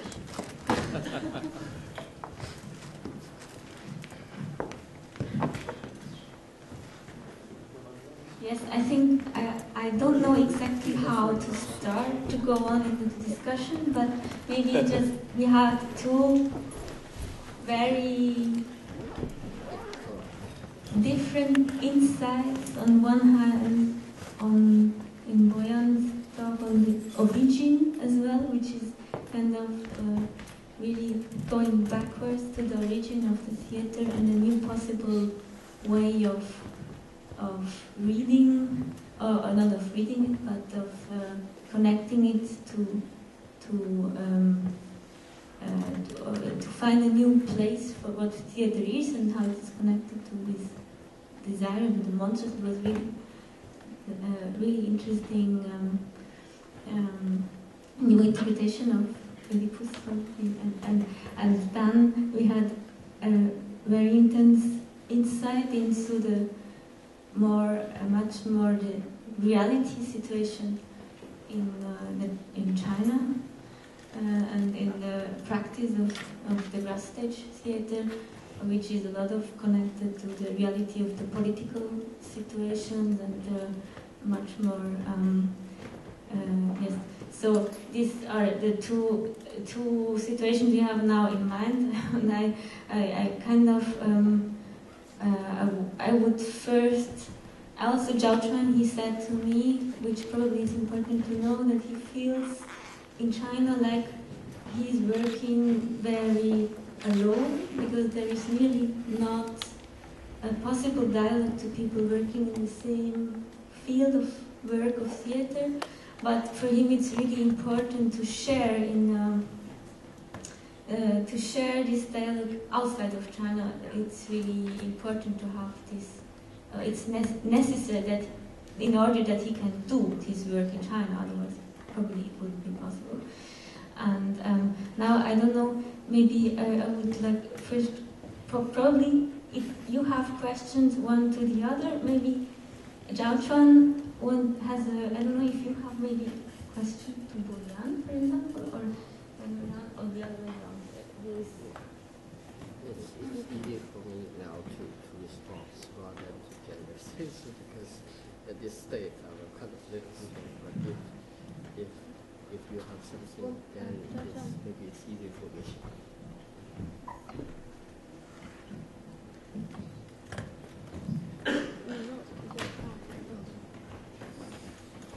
Well,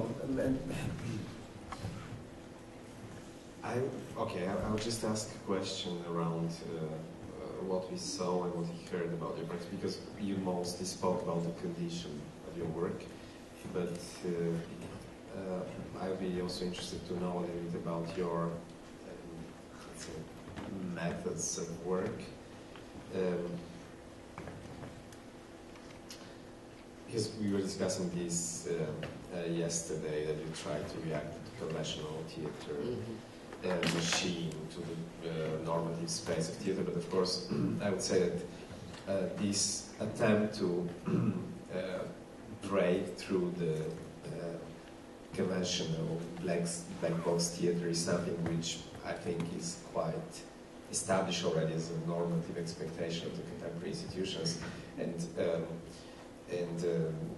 in a way I would say that there is a lot of discourse, like in philosophy or art theory, about how, because we were speaking about capitalism, but how cultural capitalism, or how what I'm calling performing capitalism, is even using models coming from the radical art experiences in the 60s or 70s, which in a way are, I would say, typologically close to being, or your practice made me think of, I don't know, of New York underground in the 60s, or, I mean, and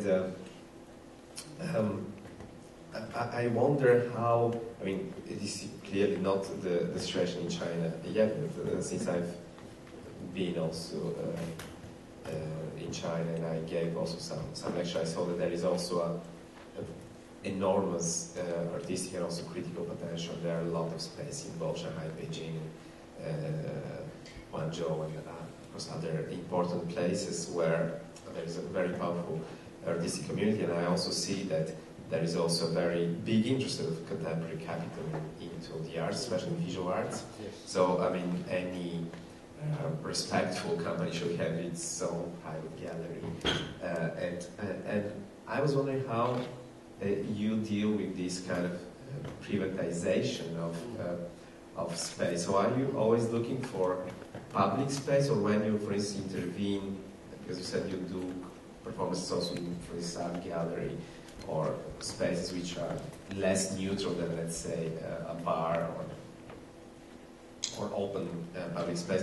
So how do you have a particular strategies to react to the space, or are you trying to think its own regulations to invert, to confront them?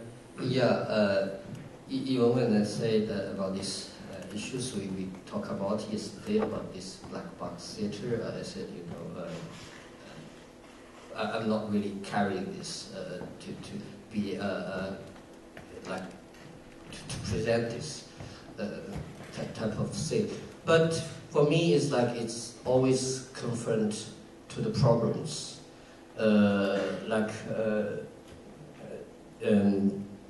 Sorry, so I try to get my brain back.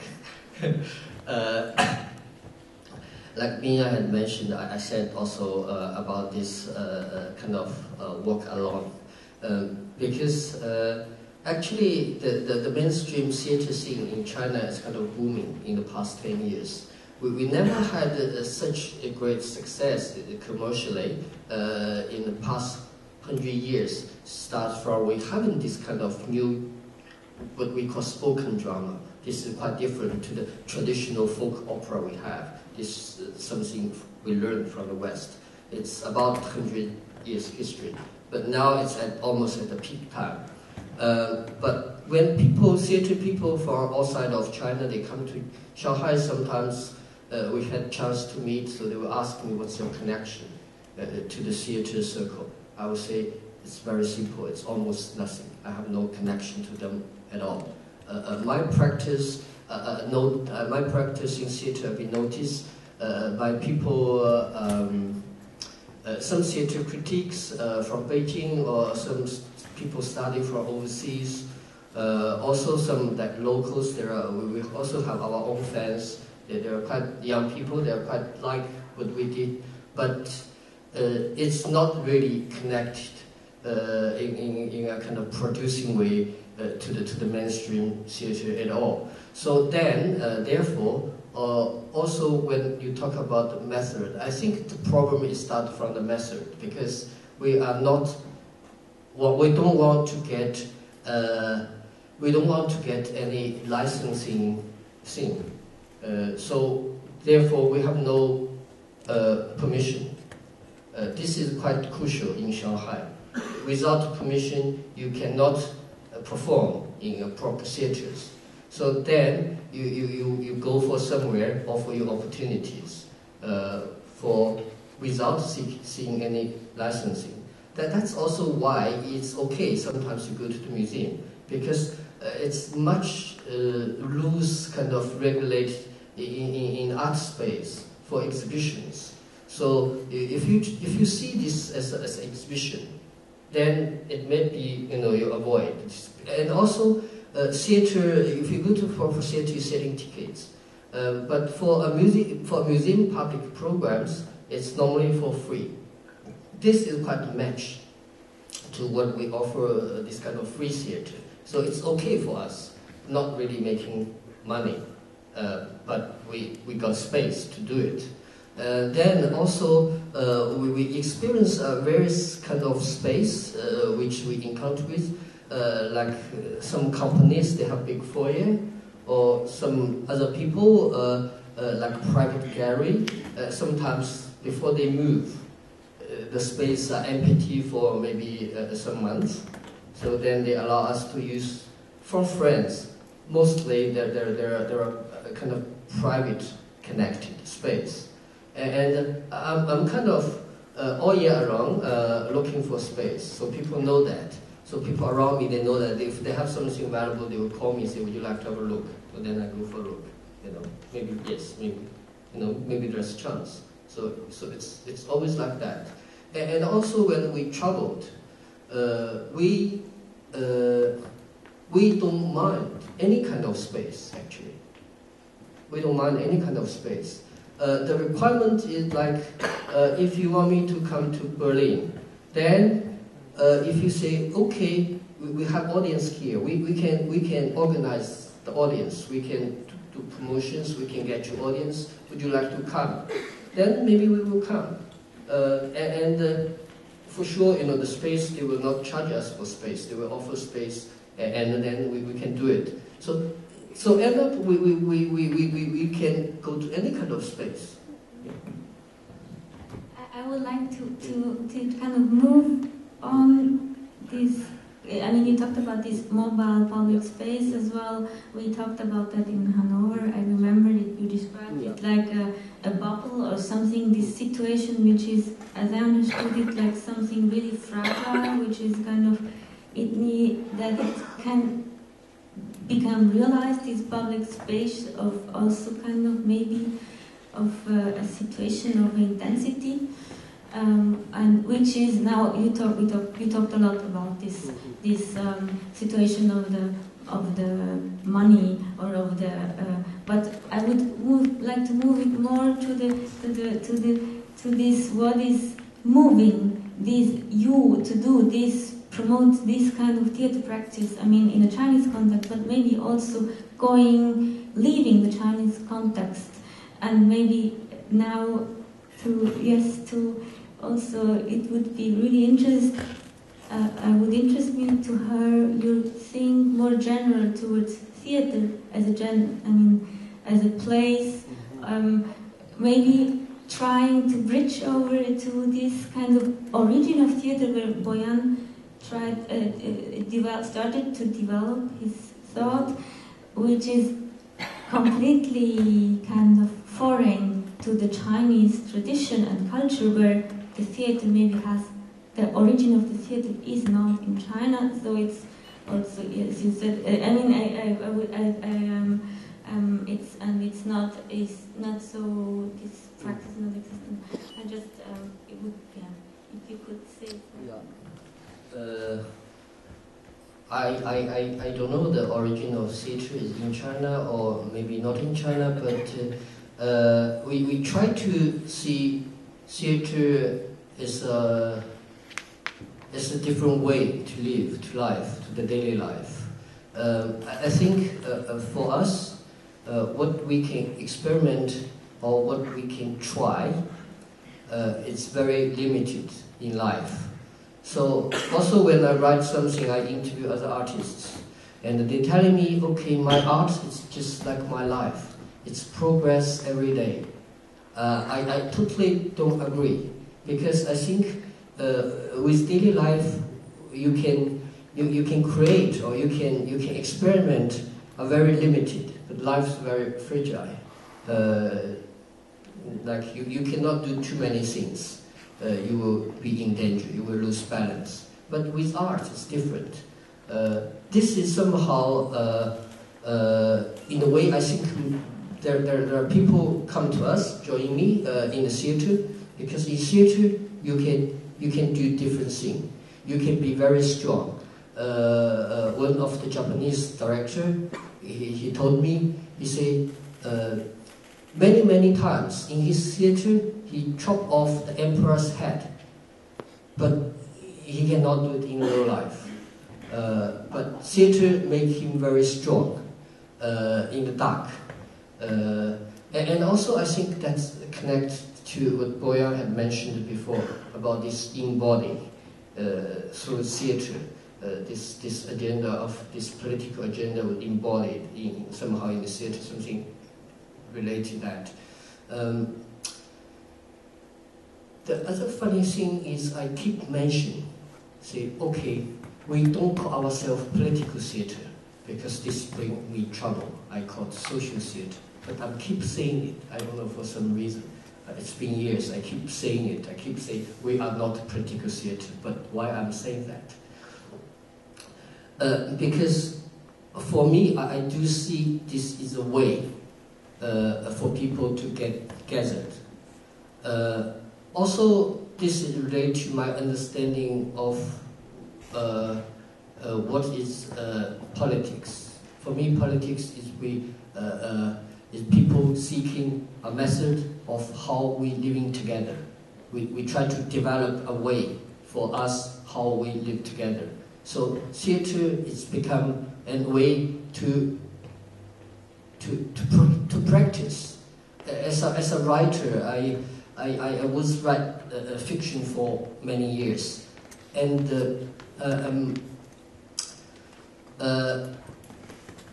then I found the difference between writer to a theater make is you really put things into practice. You're confront with problems. You are not hidden somewhere, put things into words, but you really do it. And also, when you're making theater within that environment, it's a small society. So all the issues you have about the society outside, it's also inside in the theater with the people you work with. So it's same thing. So basically, for many creations did by Grass Stage, we ask people to making connection. It's same in the workshop. This time here, I know it's very short time. I cannot do it in a kind of degree and depth, but I always say, you should make this to your own experience, to your own life. You are not talking other people's stories, but you try to make a connection. So this is my idea of theater. Theater is the way you look through the life, and the process. How do you look through the life? How do you look through life? How you rethink your life? How you get through this? Go back to your memory, making connections, making criticism. This process become the drama, become the theater. I have maybe last one, because I'm sure that there are questions also from the public. Because of course I didn't speak of any original theater, and I was even not proposing any hypothesis on origin of theater. This would be kind of madness. But I was trying to make a kind of philosophical fiction, which would have a performative or kind of provocative role. And my idea was to introduce this question, which is, I think, traditionally neglected in precisely the political reflection on theater, or when connection is established between theater and politics. And this is the question of desire. So, and for me, I started with this proposal, but I didn't develop it later because the time was running too fast. But when I said theater is a political or proto-political or archi-political genre, this is precisely what I meant. If we say that we do theater in order to do politics, we could be asked, why don't we do politics right away? Why do we need theater? And that's a completely legitimate question. So we should be very clear to avoid the possible identification of theater and politics. And I was trying to show that theater as a genre was a way of dealing precisely with what you call a living together. This was an experience, but this is also a field of experimentation. And I was saying this is an experimentation of even inventing new organs, inventing new organs of community. But at the same time, for me, theater is political precisely because this was a space in which we had to confront or to face the power of our own desire. What happens when desire encounters the multitude or the community? Because, and this is the big story of tragedy, what happens when desire clashes with another force? Because the limitless desire is leading to, I had this quote from Kritiker, probably to the fire which would put the end of the world. And you were speaking about this in your text. So I see that you have certain resistance in discussing precisely the way your practice operates, and you always start with the conditions and the situation in which you're operating. So I would have a question. When I was in Paris, I knew many of the last kind of situations, and they're always like the last. But for instance, this movement of situationism in France, they were suggesting not to speak of art any longer, because they were saying we are doing politics, but we should speak about situations. So we create situations. And I was wondering, because I see in everything you say a passion. I see passion, right? It's pathos. If you go back to Greek again. So there is a lot of desire. So I clearly see this. But why do you need the term theater? Because you said we are not commercial. Why don't you abandon it? Why don't you become situationist? I mean, it's why theater? Why is it theater?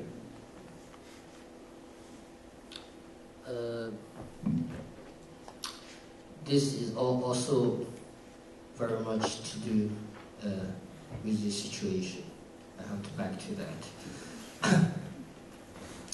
I started theater almost in my middle age. I almost reached 40. I think what I can do actually is very limited in this society. Also in China, to do politics, it's not that easy. So theater become an alternative way to get people gathered. This is somehow a kind of practice to confront with problems.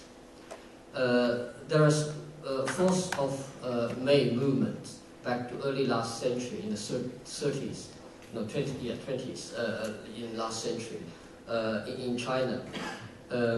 It's a kind of cultural movement. It's not a political movement. But then it's a very well-known author called Wang Hui. He had wrote something about that, and he explains why eventually all these intellectuals go to make this kind of movement, but rather than to engage with politics, because they are too disappointed in the beginning of the Republic, not the People's Republic of China, but the Republic of China. They couldn't do much, and the situation is just some kind of impossible for them. So eventually, they think it's so difficult to change the dark side of the politics, and the first thing need to change is the people. If they can change the people, maybe in the future, may be possible to change the politics. So therefore, they start this cultural movement, or these cultural movements were promoted by them. Somehow, for me, it's like I don't know. I returned from overseas in the early year 2000 as a writer. Then go to theater for me is already a big jump. To do something more connected to the public space, and even at the moment, at this circumstances, it's quite difficult in the way to manage things around. So theater maybe is not the best way, but this connect my own background, connect to my own ability. This may be something I can do. Yeah. So it's still kind of situation. Yeah, maybe we open up.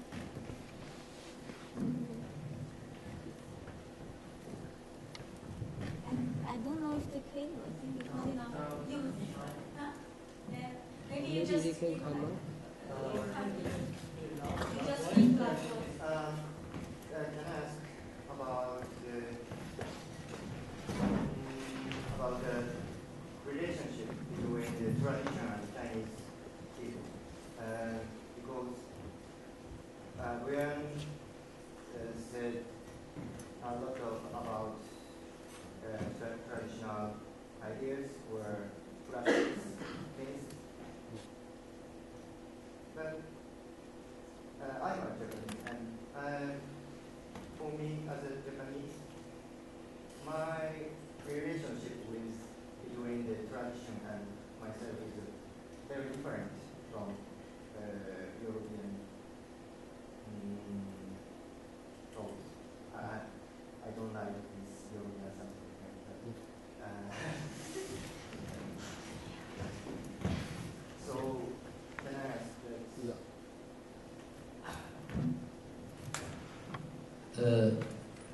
This is also a very difficult question to answer because history somehow was stopped back to 150 or 60 years ago. There's a war between China and UK and the French, or maybe later on joined also by American and Germany later are also part of it, and also maybe Japan. We lose all the battles. So we feel like we are really humiliated by the foreigners. And we think all this, the intellectual that time trying to work out why. Eventually they thought this is because the problem of the culture. That's also part of the gender of this force of May movement. So we try to be radical, to cut off ourselves with our past. So we did lots of reform. That's also one of the reasons the Marxism will come, and also the other European thoughts will come. We thought one day we will be as strong as all those Europeans. We can shoot by shoulder because we believe we had this kind of anxiety of return to the old power, or the old power we had. So these things, even today, made ourselves are not really connected to our past. Somehow we found maybe we need to make these connections, or we tried. But on the other hand, it's not really giving much help. That's how I feel. So even for people like me, I travel a lot. I went to living overseas. I grew up in big cities in Shanghai. Shanghai is the most westernized city in China. I thought I would have more connection. I studied Western art before. I thought I have more connection to the culture here, somehow maybe to the culture in the past. Because there's time gap I cannot cross. We are no longer live like all the time. We dress differently. We spoke Chinese in different kind of grammar. The grammar is more close to the Western language. So many things are changed. We learn a lot of new words. Those new vocabulary was translated by the Japanese in the early years from the West, and we copy that. So there are many things. We no longer live in the old way, but we still imagine. But maybe you go to countryside. These people, old generations, they are more connected to the past, including religions, the way of living, the food. But it kind of changed fastly now, in the past 20 years. We go through this,城镇化，你知道这个东西怎么讲吗？Urbanization, yes, we go through this urbanization. So things are changed. We are not towards to making more connection, but actually we are making less and less. I have 3 questions. One for Zhao Chuan, one for Boyan, and one for the audience. And yeah, because I also feel very strong tonight, so I have 3 questions. Zhao Chuan is talking about the venues, about the stages, about the performance space, and all the performative space that you could perform and the grassroots perform. And I do believe the first big stage you got and the group got is the Guangzhou Theater Festival in Korea, in South Korea. But I always feel something that's quite different from the attribute of this the grassroots theater. Because as far as I know that the theater festival that happened in South Korea, it is the so-called applied theater, people's theater festival. It means that the theater of the class, the best theater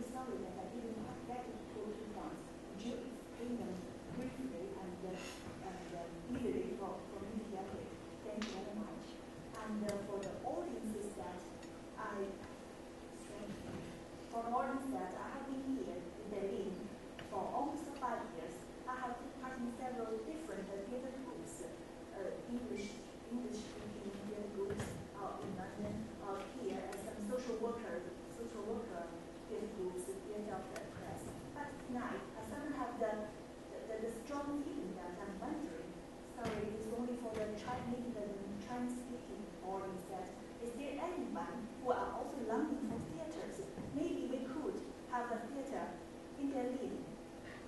Yes, who speaks only a little Chinese is also okay. But in Berlin, they have hundreds of English-speaking, Indian-speaking, or German-speaking theaters. But maybe there's not even not a single Chinese-speaking theaters, and I trust me so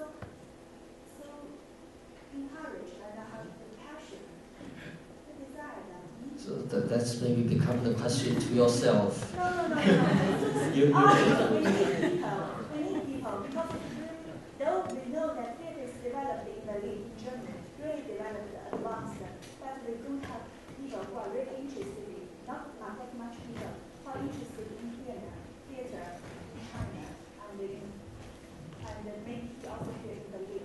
So it's for the audience who could speak Chinese and who is based in Berlin. Would you give me some 5 minutes after that? Thank you. Okay, I just. I have to say, please be short because we're running out of time. And I would like to say, please, you answer, and then we will more or less close because we would like to invite you to have a drink outside with us. I would like to go on, but we also have to leave this space. But we can also continue the discussion outside with the drink. I mean, please continue. Please continue. Yeah, why not? Okay, I just respond briefly. This question I actually had many times. People ask similar questions. I just quote for one saying for another theater director I heard about. We are not people, but only through your struggle become a people. Your fight with people, your struggle with people, eventually you become people. So it's same as we make theater, we present our ideas, we are not talking their words, but we talk about our own, we speak in our own words. And this process is we are struggle with them. We try to grab them, or they try to grab with us. We are kind of larger. Yeah. So this is what had happened. So we are struggle with them. We are not just providing service to them. It's different.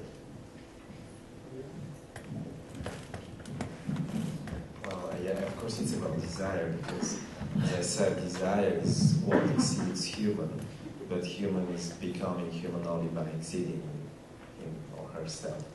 So, of course, what I was presenting, it was clearly a desire about exceeding something, and I was just trying to exceed my own work, which I was busy with for 10 years, dealing with Oedipus the King, with my interpretations of the political kind of substratum of tragedy. And this work around desire is rather a proposal than accomplished. You asked me to repeat the 2 points. This was just shortly about the political relevance of the historical context in which the tragedy was happening, and the other one was the European modernity, which created the fiction, which invented retroactively the tragedy as a fundamental structure for understanding politics. So there is this kind of tragic substratum in European narration or European story of the birth of the political. It's very short. I hope it will be a historical moment, the birth of the Chinese theater of Berlin. Exactly. So if we succeed in that, then we make history. Thank you very much. Thank you so much. I'm sorry that we have to stop here or to finish this evening, but I thank you very much, you two. Thank you very much for coming and be invited to have a glass of wine outside. And maybe we can get on with the debates, not only outside, but we have also the possibility to write emails and or to get in contact with each other. Thank you very much for coming.